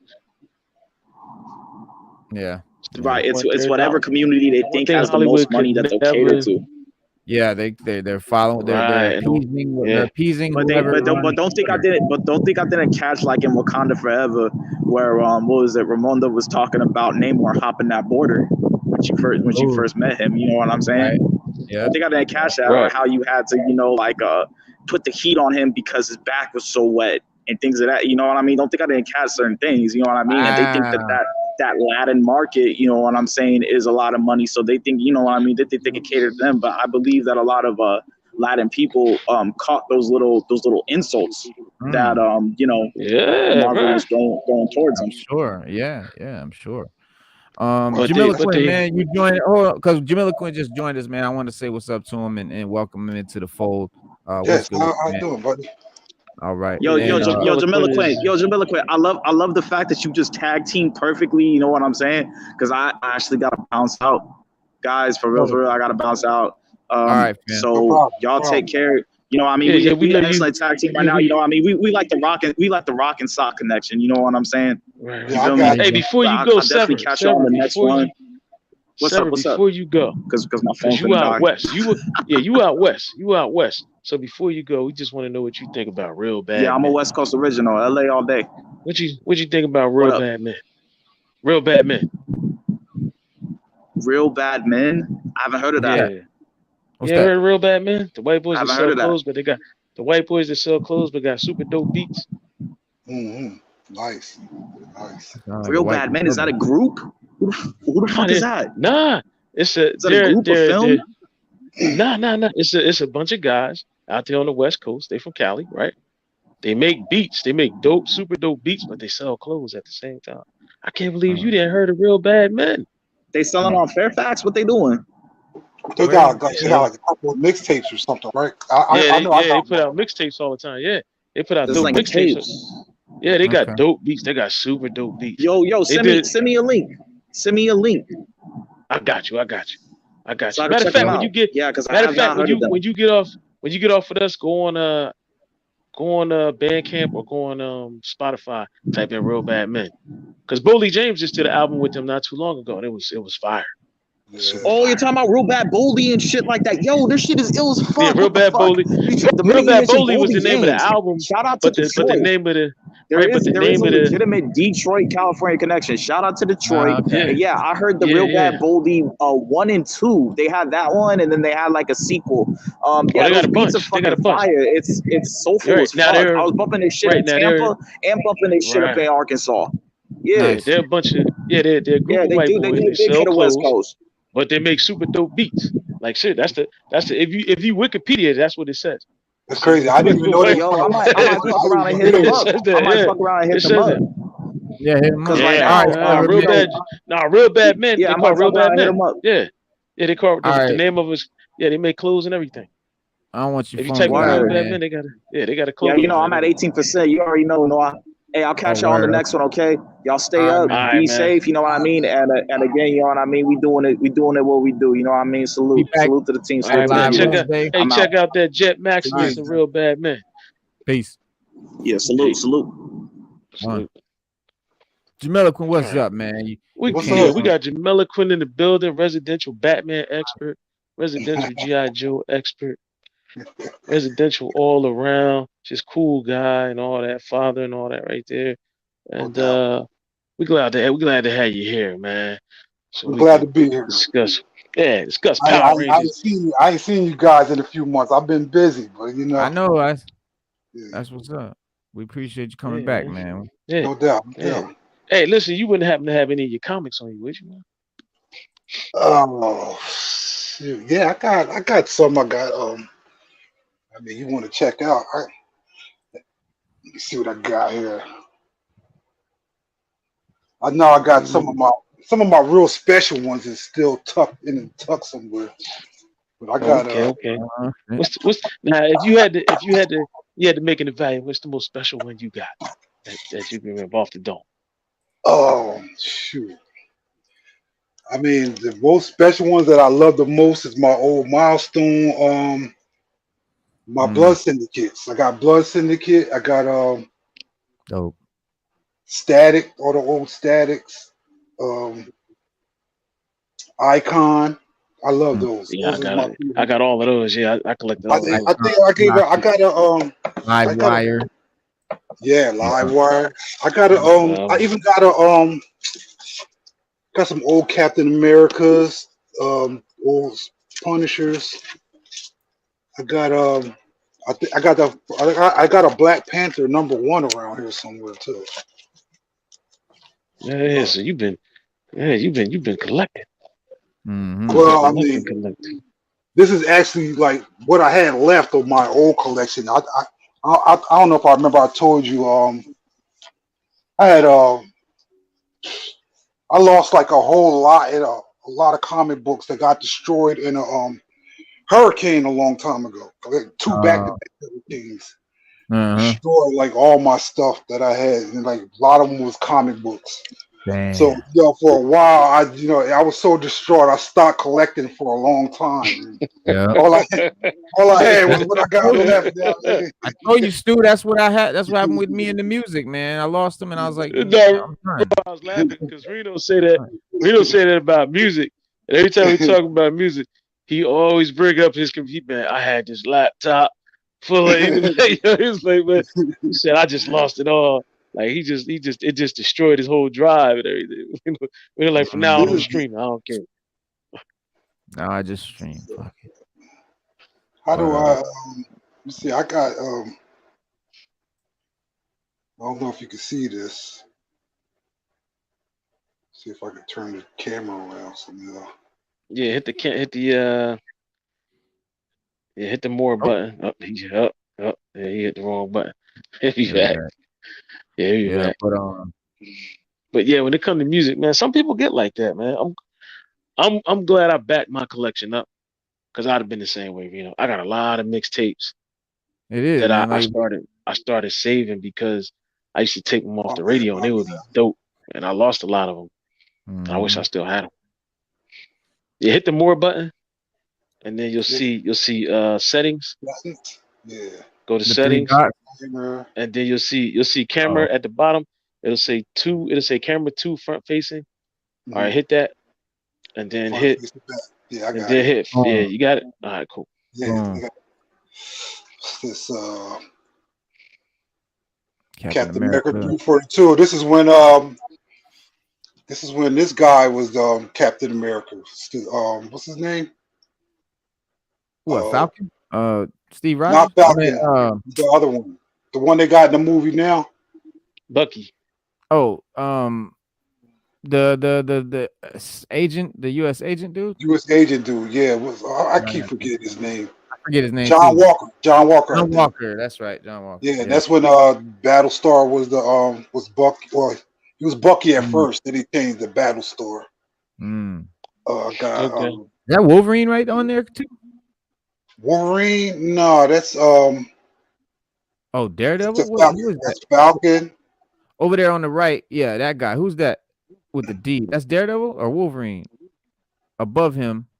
The yellow guy. See the yellow guy with a D on his chest? That's Wolverine. Yeah, that's Wolverine. He got a Wolverine. Yeah, that's mask. Wolverine. But bro, he got a D on his Daredevil, chest. with a Daredevil joint on his chest. Yeah. Word. What's that? I don't figure that out right now. I can't remember. I haven't read this so long. That's crazy though. That's a Wolverine with a D on his chest. I gotta find that. What's that? I got this Avengers 255 when this is when this the Black Cat. Yeah.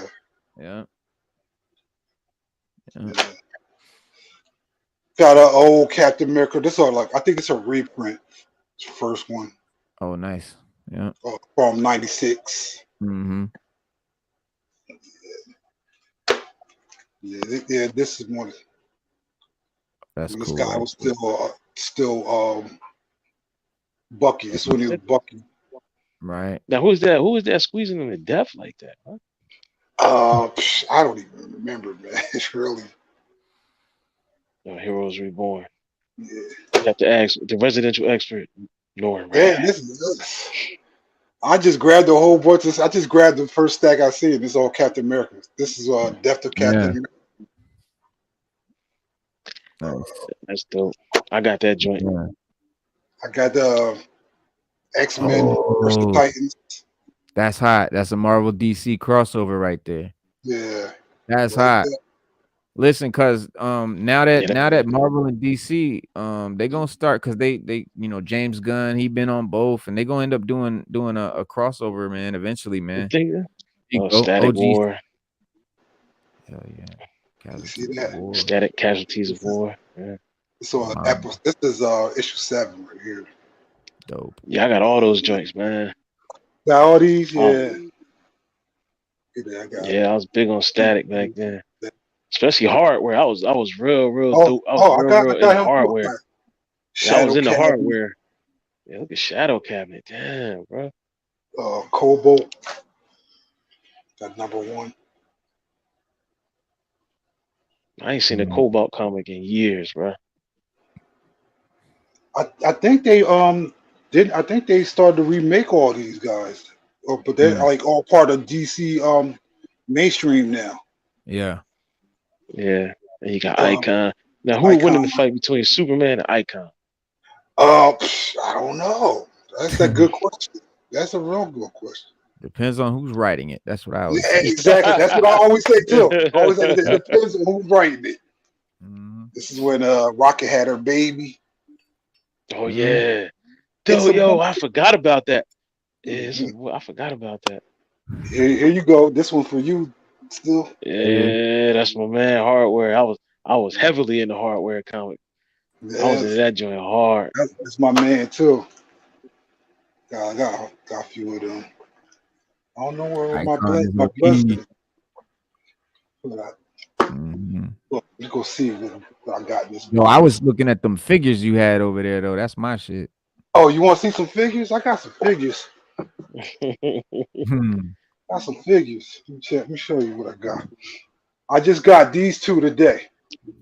Oh shit, they go to Loki. Yeah. Yeah, what the hell did you get a Loki? Yo, that Loki is That's the new Spider-Man. Yeah, I need that one. I just bought him at GameStop for he's $10. Nice. Oh, they had dude, GameStop had like a half off thing going on with all this. Yeah. Oh, I missed it. I was so I just bought him. Look, I just bought him today for $10. I just copped him at another GameStop. This is on Thor. For $10, I copped him. Yo, that Thor is dope, man. Yeah, that's the new Love and Thunder. The Love and Thunder. Love and Thunder one. Yeah, I was surprised when I saw him. I was like, "Oh shit!" Let me get him. Dope. That's the Falcon. Yeah, that's dope. Is that the Build-A-Figure? Yeah. Oh yeah. That's dope. I just got him today. Look who I got today in the mail though. I don't know who you guys. If you know who this guy is. Oh, the G.I. Joe. What's his name? I'm a Kieron. Yep. That's hot. Yeah, that's cool. dope. I like his gun too. Yo, you got that's one of my Valorverse guns. I was gonna say that looked like some custom shit or some extra shit. Oh yeah. I did. I kit bashed him a little bit. I put grenades on him and all that. That's cool. Yeah, because you pimped him out. You pimped him out a little bit. Yeah. Man, you got a nice little collection. You got some G.I. Joe classifieds. You got the DC. Look at that. Look at Penguin. There go. Where the hell did you get a Penguin from, bro? Bloodsport. That's Penguin. That's Bloodsport, right? Yeah. Let me show you my man in the back though. Cobblepot. Shoot. Every time I touch these, I touch one, then they all fall down. Yeah, fall down. Dominoes, bro. It's dominoes. Yep. It's my man right here. Oh, that's hot. Yo, Solomon Grundy. Yeah. That the Build-A-Figure? Or is that the Yeah. That's the big one. Yeah, that's an extra big one. Yeah, that's the one for the I had to get the whole set for I got Arkham Knight, Batman, Catwoman, and here goes this is the original Arkham Knight. Oh, that's hot. Yeah, that is hot. See, this is what I was telling you. I told you last time I copped the RoboCop guns for them. Okay. See that? Oh yeah, because Todd McFarlane ain't selling no guns with these joints. Yeah, that's right. You gotta get the guns. That's dope though. That looks good with the cop gun, RoboCop. I got Ra's al Ghul. I got him on order. He's on deck. Yeah, I got him on order. Yeah, I knew what I you see that I got the cloak for him, right? I was gonna order a cloak for him. Then I seen this guy in GameStop for like $10. He had a cloak. So I just got that and with your cloak. Yeah, that's smart. Yeah. That's smart. You get a figure out the deal too. Yeah. Because you buy a cloak off eBay, it's gonna cost you $10, $20. And then it's like, GameStop they killing it right now. They got all these damn figures for like $10. Man, I've been killing it for like the last couple of weeks, going from GameStop to GameStop, buying you just $10. You just been traveling, hitting them all up. Huh? I don't blame you, bro. Because each one, you know what? Each GameStop always has something different. They always got my GameStop, they were out. They were all out of figures. I came in, he was like, yeah, we just sold all the figures half off. And I'm like, what? Why you ain't call me, motherfucker? Todd makes guns. So Todd McFarlane, what he's talking about, knowing Rad, is Todd McFarlane recently was complaining about how DC or Warner Brothers or the figure the companies that make the figures for him, that company is no longer making guns. So what Todd's doing is he's making the guns packs separately and selling a pack of guns. Yeah. Right. And so, but the characters are all. But he was, because he was saying that. He said that, right. He said they also forcing him not to make guns for characters, so he has to sell them with like a sword or he sells them a separately. stick or something. Yeah. Right. So he just like Grifter, like everybody was mad because Grifter came with a sword. We like, yo, where's this guy? Yeah. We like, where's this guy? Yeah, that's what I'm looking at right now. I'm looking at Grifter buying him. Yeah. But because I got a whole bunch of guns and stuff. It's ridiculous. I got practically all my figures got guns on them. That Deathstroke is dope. I need that. Yeah, that Deathstroke is off the chain. Yeah, that Deathstroke is off the chizzy. I got one, but mine's still in the package. I ain't taking him out yet. I'm looking for that black and white one they had. This is the one I got. You got that one? That's the one I'm looking for right now. They like this one. Only can find him on eBay, and I'm like, I'm skeptical about ordering stuff off of eBay. You can do it. I mean, the thing with eBay is they'll pretty much guarantee you. You know what I'm saying? Like if the seller doesn't whatever, then they'll send your money back and shit. I mean, yeah. I mean, this is my dog too. I just copped him. I love him. We're here. Listen, don't do it, Jamila. When you go on eBay, you're gonna be turned out forever. You'll be buying off eBay all the time. It's gonna be like smoking crack. It's like somebody turned you out to crack. You'll be like, damn. Yeah. Some of them still have guns. That's Robin. Is that Red Robin? That's Red Robin right there, right? No, Red Robin's right here. I got Red Robin right here. Okay. That's Red Robin. I got that. Yeah, I got the red. Yeah, I got that Robin. The other one's Jason. I mean, not Jason Todd. The other one's what's his name? That's Tim Drake. This is Tim Drake, but this is different. This is a variant. It's all red suit. I like that. And yeah, it's dope. I got Jason Todd right here. Yeah, that's cool. Oh, that's dope right there, man. That's the one. Yep. I think this is the same one with the mask on. Yeah, because they make one without a mask. Yeah. Yeah. And that's what they'll do. Todd, he'll make you one with a mask, and he'll make you a whole nother figure with a different mask when all he had to do was put two heads in the box. Yeah, I got a mask for him. It's I just didn't put it on him. It's the one where it's all scratched up and battle scarred though. This is the Jason. I mean the Three Jokers. Three Jokers. I've never seen that one. I've never seen that one nowhere in the store. Bro. It's just like I also got the Gotham Knights Red Hood. I got that Damian Wayne right there too. Yeah, I got that Damian Wayne. They make another one too. They make a I got another one. Yeah. They make two different versions. It's the same one.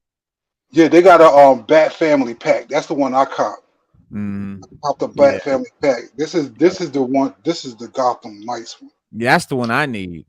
Yeah, that's the one I need. The Gotham Knights joint. I need that one. I got the Gotham Knights Nightwing. I got the Three Jokers Batman in blue and in black. I see you got Batgirl back there. Batgirl and he got the Crimson Twins. I got them too. He got Storm Shadow. I got him. I'm still waiting on my Storm Shadow. I got Deathstroke and Baroness. Yeah, I'd be mad if I were used to. I got Deathstroke and the Baroness, the retro one. Oh, that's the one I need with the long hair. Yeah, I got her. I got the other one too. Yeah, I got the short hair one, but right, yeah, I got her. That's the retro. Is that a Snake Eyes up there with the green? Wait, that's Snake Eyes with the. No, that's a Steel Brigade. Oh, that's right. That's the Big Bad Toy Store exclusive. I'm trying to get Snake Eyes. Oh, you've been busy. Oh, you've been busy, my man. Yeah. Oh, you've been busy. I got Dark Metal, Godfather, and all them. I got the Dark Knight. I got the Dark Metal Batman, the one with that was holding the guitar, but mine came with a sickle. Yeah, they got that one too. They got like two different ones. I didn't understand that. Yeah, it seemed like it was the same one, just one came with a guitar, one came with a sickle. Yeah, I was like, I don't understand. I think the one with the guitar actually came with the was the Build-A-Figure. Build-A-Figure piece, yes. Yeah. Yep. That's right. That's right. Oh, the one with because the one with the guitar, that's part of the death metals, right? Is that the death metals? Yep. Yeah, they're the death metal ones. Oh man, I got some. I'm glad y'all did. I'm glad y'all you put me on today. I just put all this stuff together too. I got 12. Who is that right? Yeah, who is that? Oh, those are the 12-inch joints. Oh shit! Where the hell did you find those? You gotta make those big, Reno. Oh man, these is like my old. These like I had these for mad years. I had bought them like my son was born, like almost 19 years ago. When, okay. That's Snake Eyes? Yeah, it's two Snake Eyes and a Storm Shadow. Yeah, you see that Snake Eyes with the camouflage pants? G.I. Joe Classified made a Snake Eyes, and he got camouflage pants, and he got like a scarf, like oh yeah, I got the Arabs wear with the scarf. You got the joint. You got that's the one. That's the one I was trying to ask you if you had earlier. There he is. There he is. Hold on, let me blow that up. See, that's the one I'm trying to get right now. That's the next one I need. That's the one I need. That joint dope. That joint dope. That's super dope. I got him. Got this Snake Eyes. Matter of fact, that looks so dope when you holding it. That's the next figure I'm buying right there. Straight up. Got this one. Yep, the OG. Yeah, the OG. That's They got a retro card one too that's coming out. Except you don't have this vest on there. Okay. I got this Snake Eyes. Yeah, that's the one I like. I think that's the one I have. I think that's the one I got right here. That's the same one. Yeah. I got this one too from the movie. I call him Snake Eyes Jr. Oh, the movie one? Yeah. I don't think nobody liked the movie joint, but that's all you saw in the store at one point. Yep, I got that one too. But he got the mask on, the one I got. He ain't got. Yeah, I got the mask. I had him kit bashed for a second.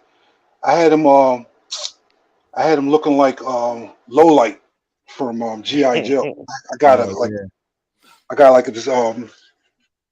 this black and red helmet and sniper rifle with a net and backpack and all that. I could throw it on any one of my 6-inch joints and look like a ill sniper.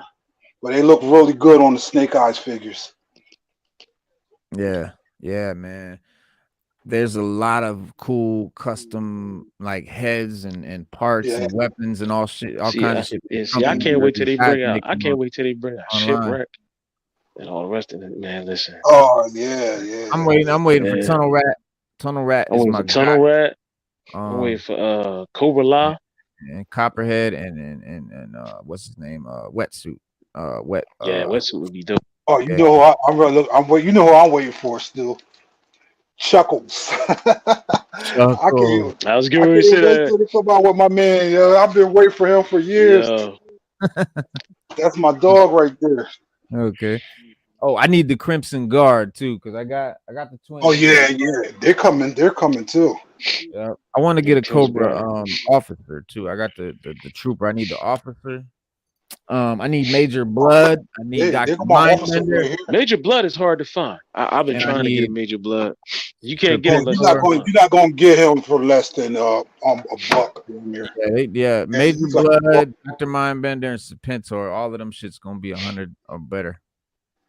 You know, because you ain't gonna get one from Hasbro no more. But yeah, see how you got the Cobra Like you got Cobra Commander. that's the officer right there with the silver joint. Yeah. Oh, you got a bunch of I got Oh, you got 3 officers. Yeah. Oh, you don't have the trooper. Okay. Yeah, the troopers they like, you know what I mean, everywhere I go try to get them from, they're like damn near double the price. Like, what the fuck? Like, see, I must have got. I got a black. I'm like, fuck it. I'd rather troop build with the officers really, because they only like 20 something bucks. Yeah, you're right. Yeah, they're They're- dope. They got. I like the officers, man. They got the they're silver. But this dope. is the trooper right here. He I think he a black dude. They got a white. They make a white dude and a black dude trooper. Oh damn, that was smart. That was real smart. Now you get a little diversity. Right. Oh, let me see. I didn't see that. Oh. Yeah, this is the. Oh, okay. Yeah. That's the regular trooper. Yeah. He looks like the. You know, and you know what else too? The reason why I love the Cobra officers so much, because they like when G.I. Joe first came out, that was like one of my first Joes that I ever bought, first Cobras that I bought actually was the Cobra officer. The reason I like the Cobra officer so much is because when I was a kid, that was the one I never got. I never had. I had the troopers. Like I just never could find the damn officers with the silver thing. I could never find him, man. And I can't remember. My first one was Stalker. Stalker was the first Joe I bought and the first Cobra I bought. I did. Did you see my Stalker? I got Stalker too. Yep, Stalker. Yeah, I gotta get Stalker. Stalker was my man. He's dope too. Yo, did you see Sergeant Slaughter? Did you see Sergeant Slaughter come with like 50 parts? He come with a little Sergeant Slaughter doll. Sergeant Slaughter. I was like, I was about to get the Valorverse one, but then I saw the Hasbro one. I was like, nah, I'm gonna wait till the Hasbro one comes out. You got to, yeah. You like, when I seen that, I was blown away. I was about to get the Valorverse one because I like the Valorverse figures too, but I like them. They're. I mean, they might be a little bit overpriced, but $30 is, I think, kind of worth it for all the accessories that they come with. Did you get a Crocmaster? That's true. Crocmaster? No, I didn't get him. I was going to, but I'm holding out on him right now. It's worth it, bro. It is worth it. I found a Crocmaster. Yeah, I found one. You got him? Crocmaster. Yeah, I got him. I found one, man. You know what I really want? I want the most. I want that Zartan, man. Yeah, I want Zartan. The way all the different masks. I got the Zartan, but I didn't get the one where his chest turned blue and he come with a bunch of different masks. That's the one I want. That's the one I want. Yeah. That's the original. And they got the retro one too. The Crocmaster. He's dope. That's an OG Crocmaster right there from the 80s. And I ordered it. That shit cost me like damn near $40 for that little one like that. Yeah. The original G.I. Joes are expensive, bro. The hell yeah. Yeah. Now you ain't lying. Cause I tried to go back and buy a couple of them. I was like, never mind. That's what I said. I wait for a reissue. Get the Black Series. I'm mad. I had all them damn figures back in the day. I had all of them, man. All night. Yeah, he's dope. I remember. Yeah.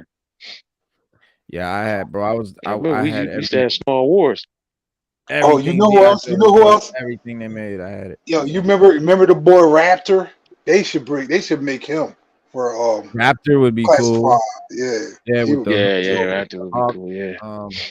The one I want the most though is Tunnel Rat. For some reason, I think he's just gonna look so dope in the larger version, Tunnel Rat, man, because he just had. Now, what about Duke? They never bought out Duke, Hawk. Duke was one of the first ones they made.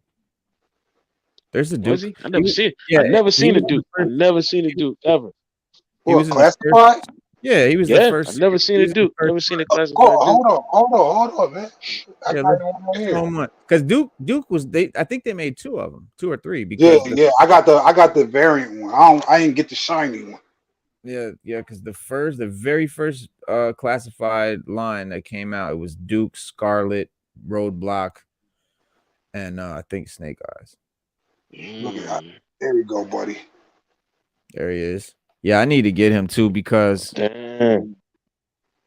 I was never like a big Duke fan, but when I look over there, Conrad Hauser.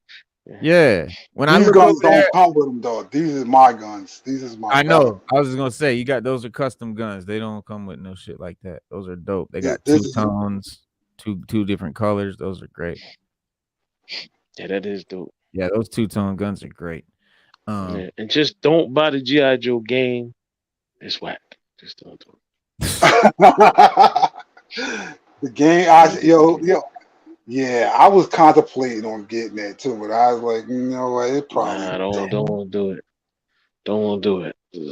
I know somebody made a mistake and got it. Don't do it. Wow.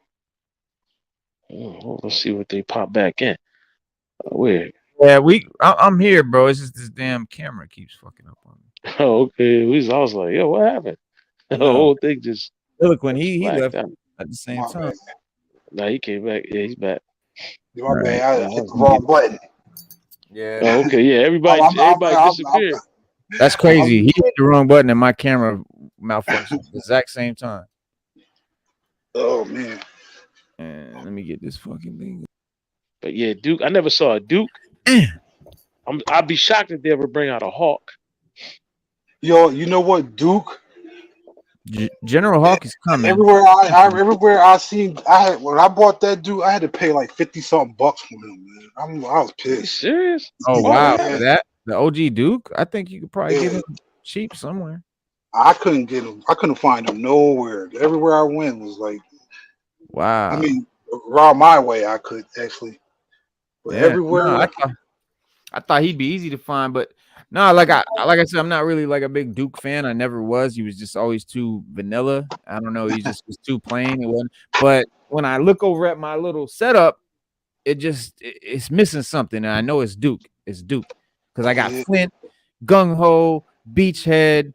You know what I'm saying? Spirit, Snake Eyes. They all standing there, barbecue, but it just looked like it's missing something. And I'm telling you, ladies, Flint, Flint was like third in command, right? Wasn't Flint like the third rank is highest? He was the third highest ranking.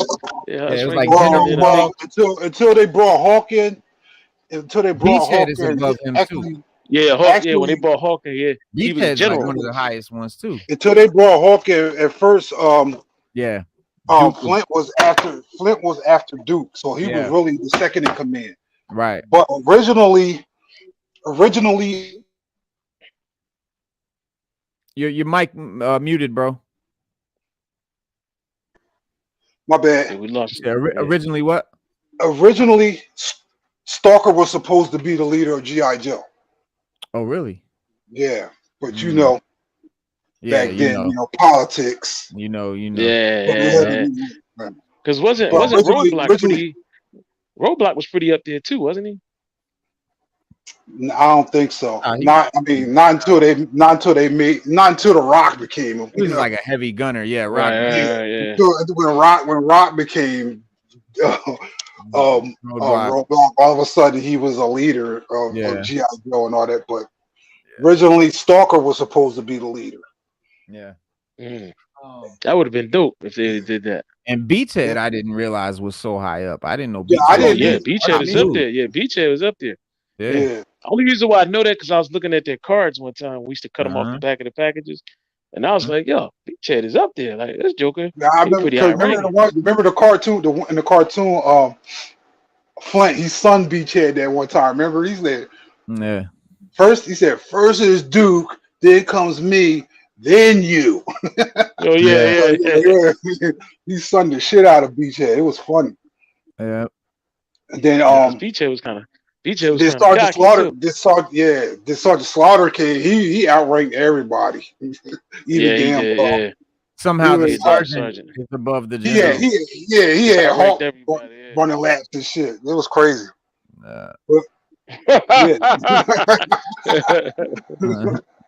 Yo, there was like a chain with Sergeant Slaughter, man. I still got this for you too, bro. Wait, what is it? Still in the package. Uh-oh. Word. Oh, the I OG need Gung that Ho? for something. I need that for something. Gung Ho is my man. Back in the day. Are they ever gonna bring out the original one? Yeah, he right here. Let me show you. Yeah, he way in the back.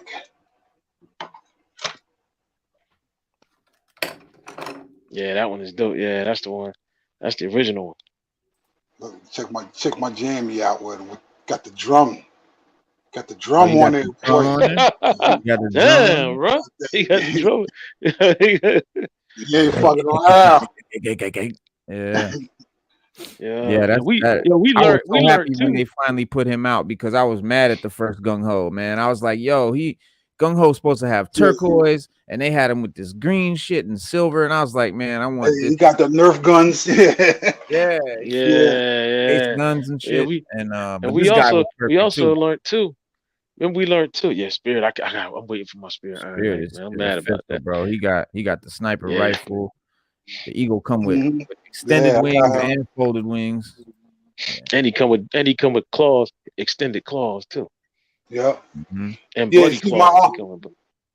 For my I got the other Gung Ho too, but I put different guns on them.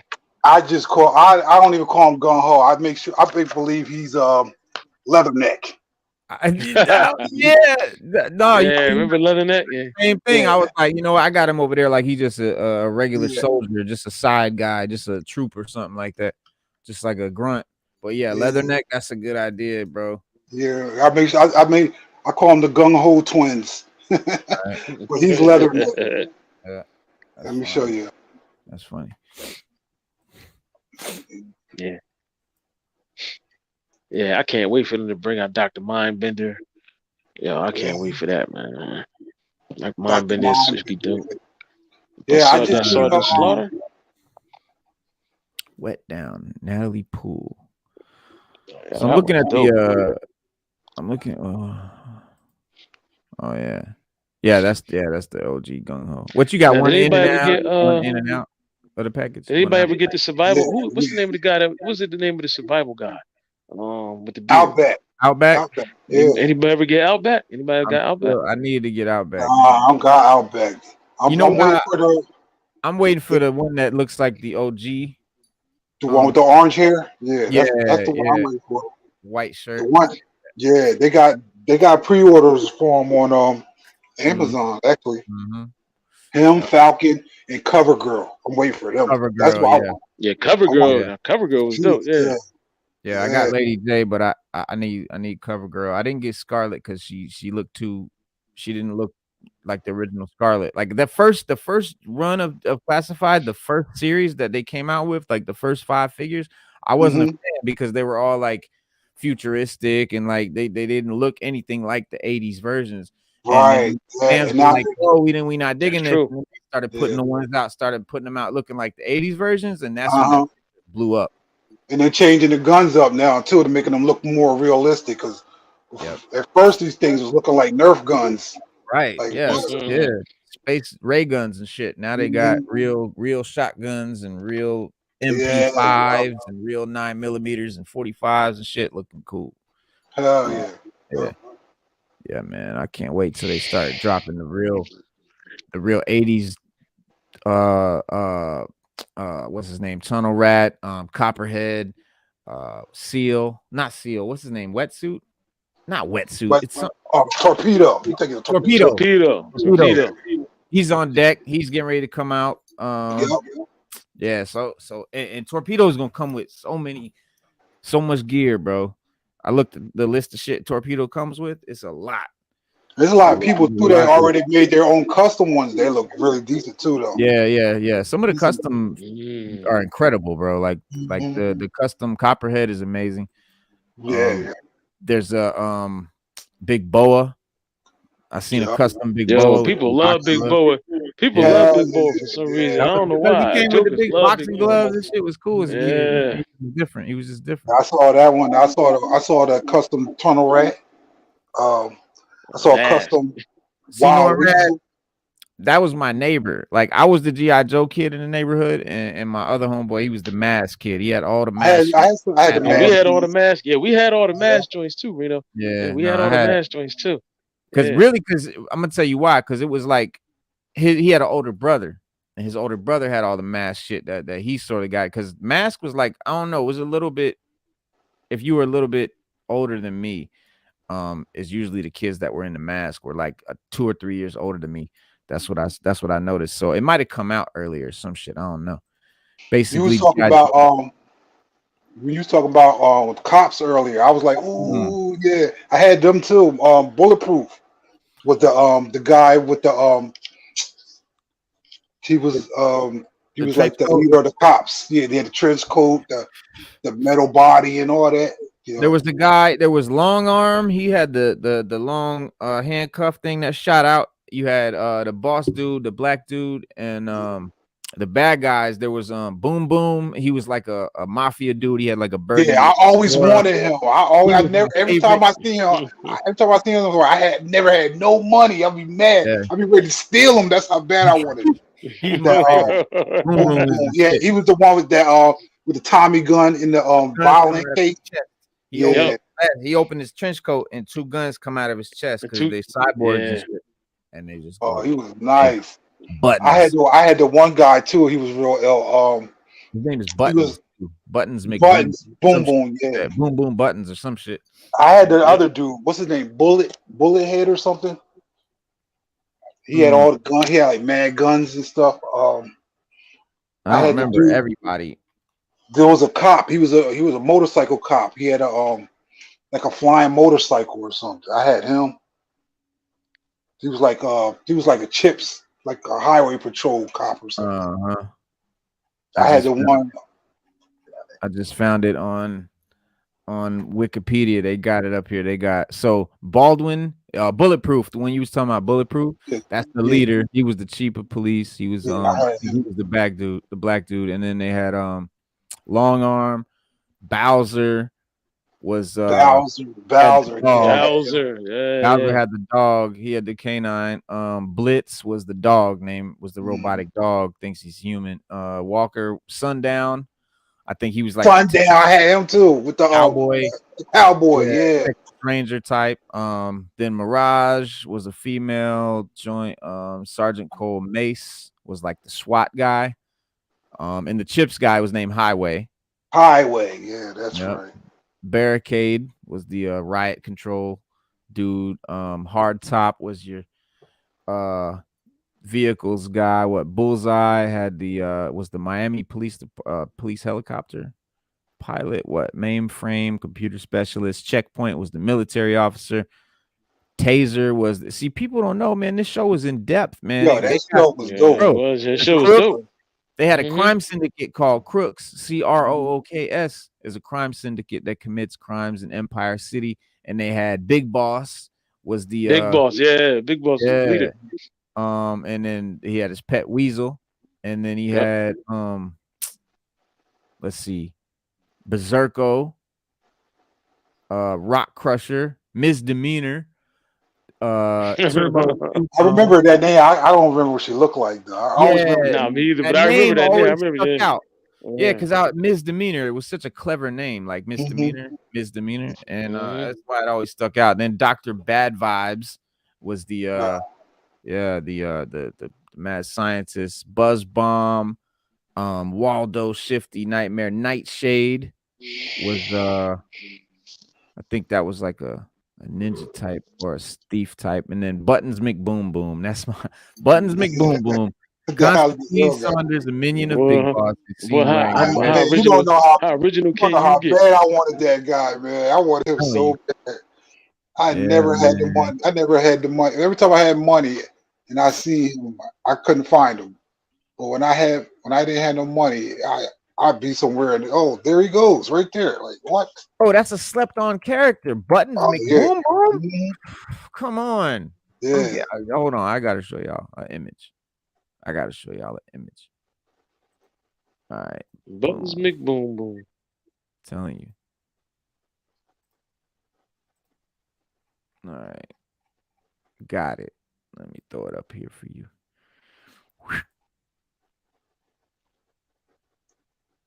Boy, where'd it go? I remember what he looked like too. He had Oh, like a maroon suit. Wasn't it yeah, maroon? burgundy is like a maroon Burgundy, suit, yeah. a trench coat, and a Like it was hat. like There a he is. pinstripe joint. Yeah, yep. Bam. There he goes. That's Yeah, my and then dude. oh yeah, Oh He yeah, was yeah, tough. yeah. he pull open the suit, and the guns come out, but it's another picture that oh, here's the toy. The action figure had the fucking thing in it.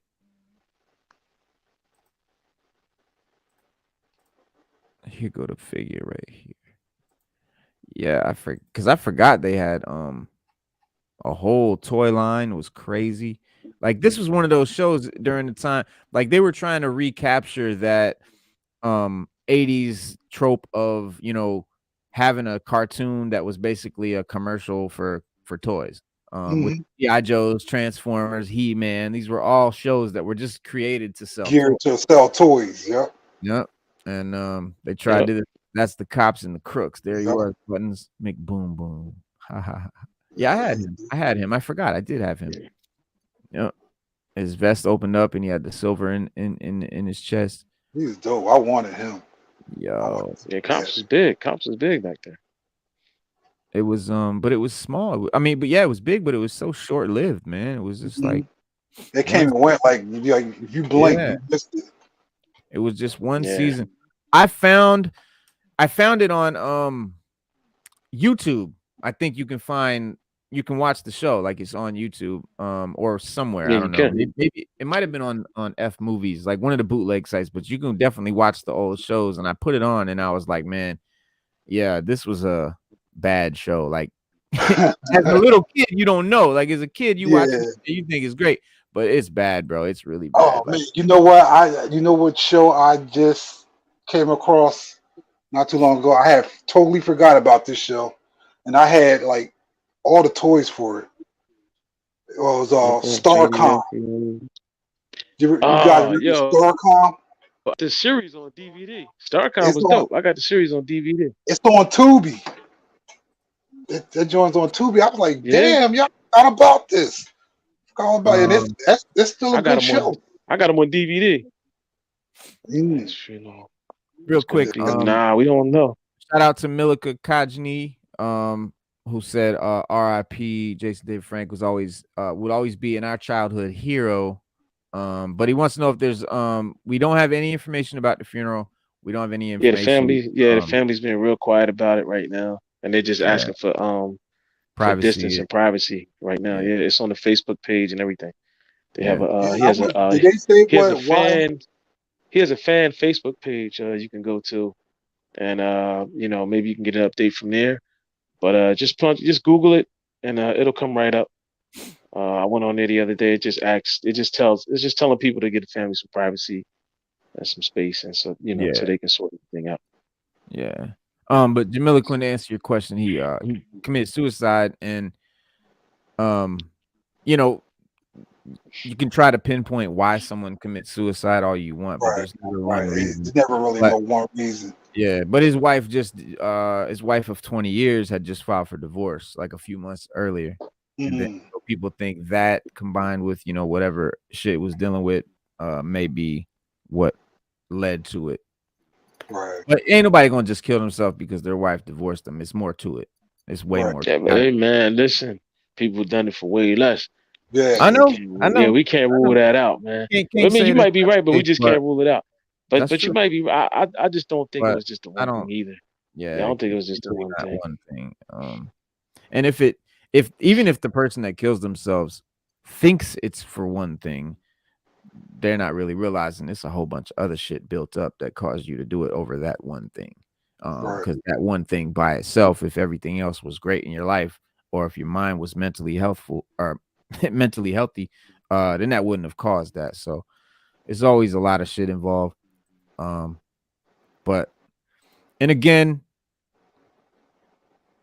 why we brought up the subject or why we spoke about it, I just have to say if you or anyone is considering suicide. Help is available by dialing 988, texting strength to crisis text line at 741-741, or going to 988lifeline.org to be connected to a certified crisis counselor.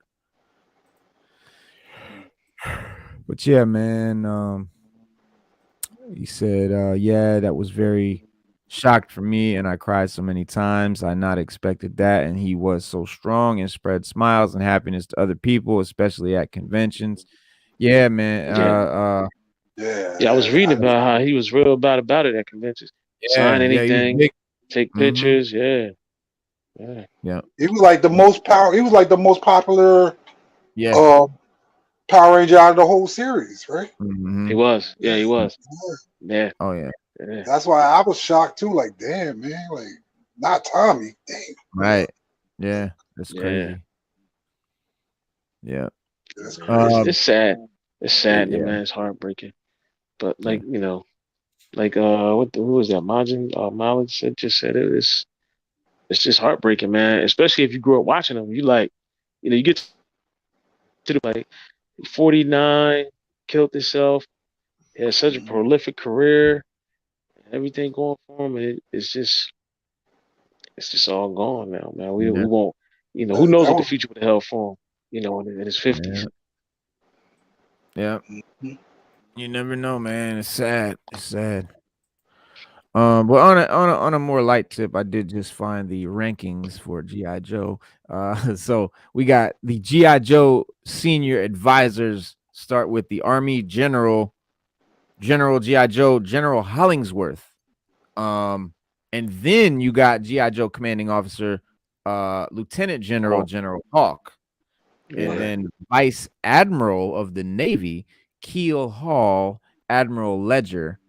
And then Major General of the Army, General Austin, General Flag III, which I think must be in the comic books. And then Army Brigadier General Natalie Poole. So who was the commander of the Flag? What was his rank?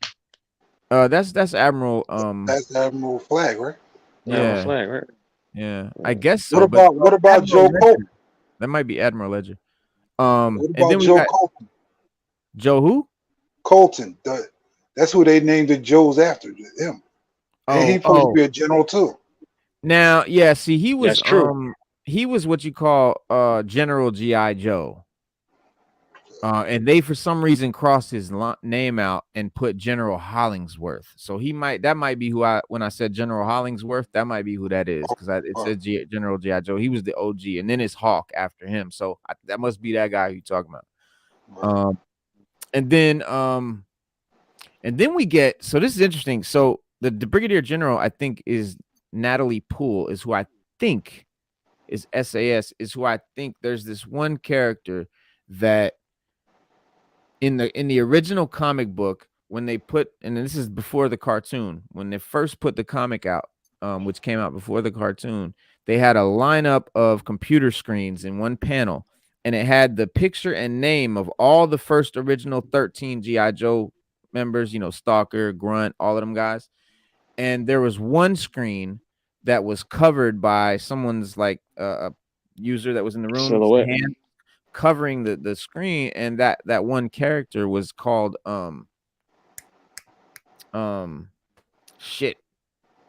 screen cover. Her name. I'll look it up in a second, but so years later, since that character was never named, there was never the name was there, but they never used the character in any cartoon or any comic book or anything like that. The character was never used or never mentioned or thought of again. And then like decades later, they came out with a character, and they used that name, and it's a black woman, and she's a sniper, and they put her on the original team. And the reason that we never seen her until now was because she was always on some black ops shit, you know. But it's a dope character, it's a dope ass storyline, and this Natalie Poole just reminded me. I want to say that's who it is, but I'm not sure. So then you got G.I. Joe Executive Officer Chief Warrant Officer Flint is next in line. Then you got Naval Operations Commander Chief Warrant Officer Wet Down, and I'm not sure who Wet Down is. So I don't I know. guess it's as good as mine. Yeah, ain't no Wet. I know Wetsuit, not Wet Yeah, I Down. know Wetsuit. I We know don't know who Wetsuit. Wet Down is. Yeah, It but might be the Wet dollar Down. store version of Wetsuit. Deep Six. I know Deep Six and Wet Deep Suit, Six. but ain't no Wet Down. But G.I. Joe Field Commander, Command Sergeant Major Duke is next. So they got Flint over Duke. I didn't know that, but Flint is above Duke. And then Sergeant Major Beachhead next. Actually, Altitude, Beachhead, Mercer, Scarlet, and Stalker are all in the same. They're all They're on the sergeant. same. Yeah, now I same know rank. they're all the same rank. Yeah, Yeah, I knew that. Yeah. And then you get Gung Ho, Sergeant Major. I didn't know he was next in line. Then you get Gung Ho, and then Master Gunnery Sergeant Low Down. I don't know who Low Down is. I know Low Light, but I don't know who Low Down is. Yeah, I don't know who Low Down is. Yeah. He might have been from the dollar store too. Word. Yeah, man. On some super nerd out shit, man. That's the ranks of the GI. You know what? I think too, when they first came out with the Joes, when they started making their leadership, I don't think they really understood the ranking system of the military. The military. That's why it came out like that. Yeah. Yeah, Because they weren't real. They weren't military guys who made the show. I mean, obviously, they probably just asked their buddy or something like that. What rank was this or something? You know what I'm saying? Like they didn't have no direct knowledge. You could tell. That shit was always some made up shit. But listen, y'all. It is 9:07. We've been on for about 2.5 hours. I do have to call it a night, but Jamel Quinn, man, thanks for coming on. You're always welcome to come back. No problem. We'll be back on Wednesday, 6:30. You guys know every Monday, Wednesday, and Saturday at 6:30 p.m. Eastern Standard Time. We're gonna be live right here, and we got a big show coming for you Wednesday. So we'll see y'all then. 6:30, guys. Please leave a comment in the comment section if you even if you're in the chat, man. Please leave us a comment. And if you just came in late, run it back, watch it from the beginning. And we'll see you guys Wednesday. Peace, love, happiness, salute. No problem. Peace. One. Peace.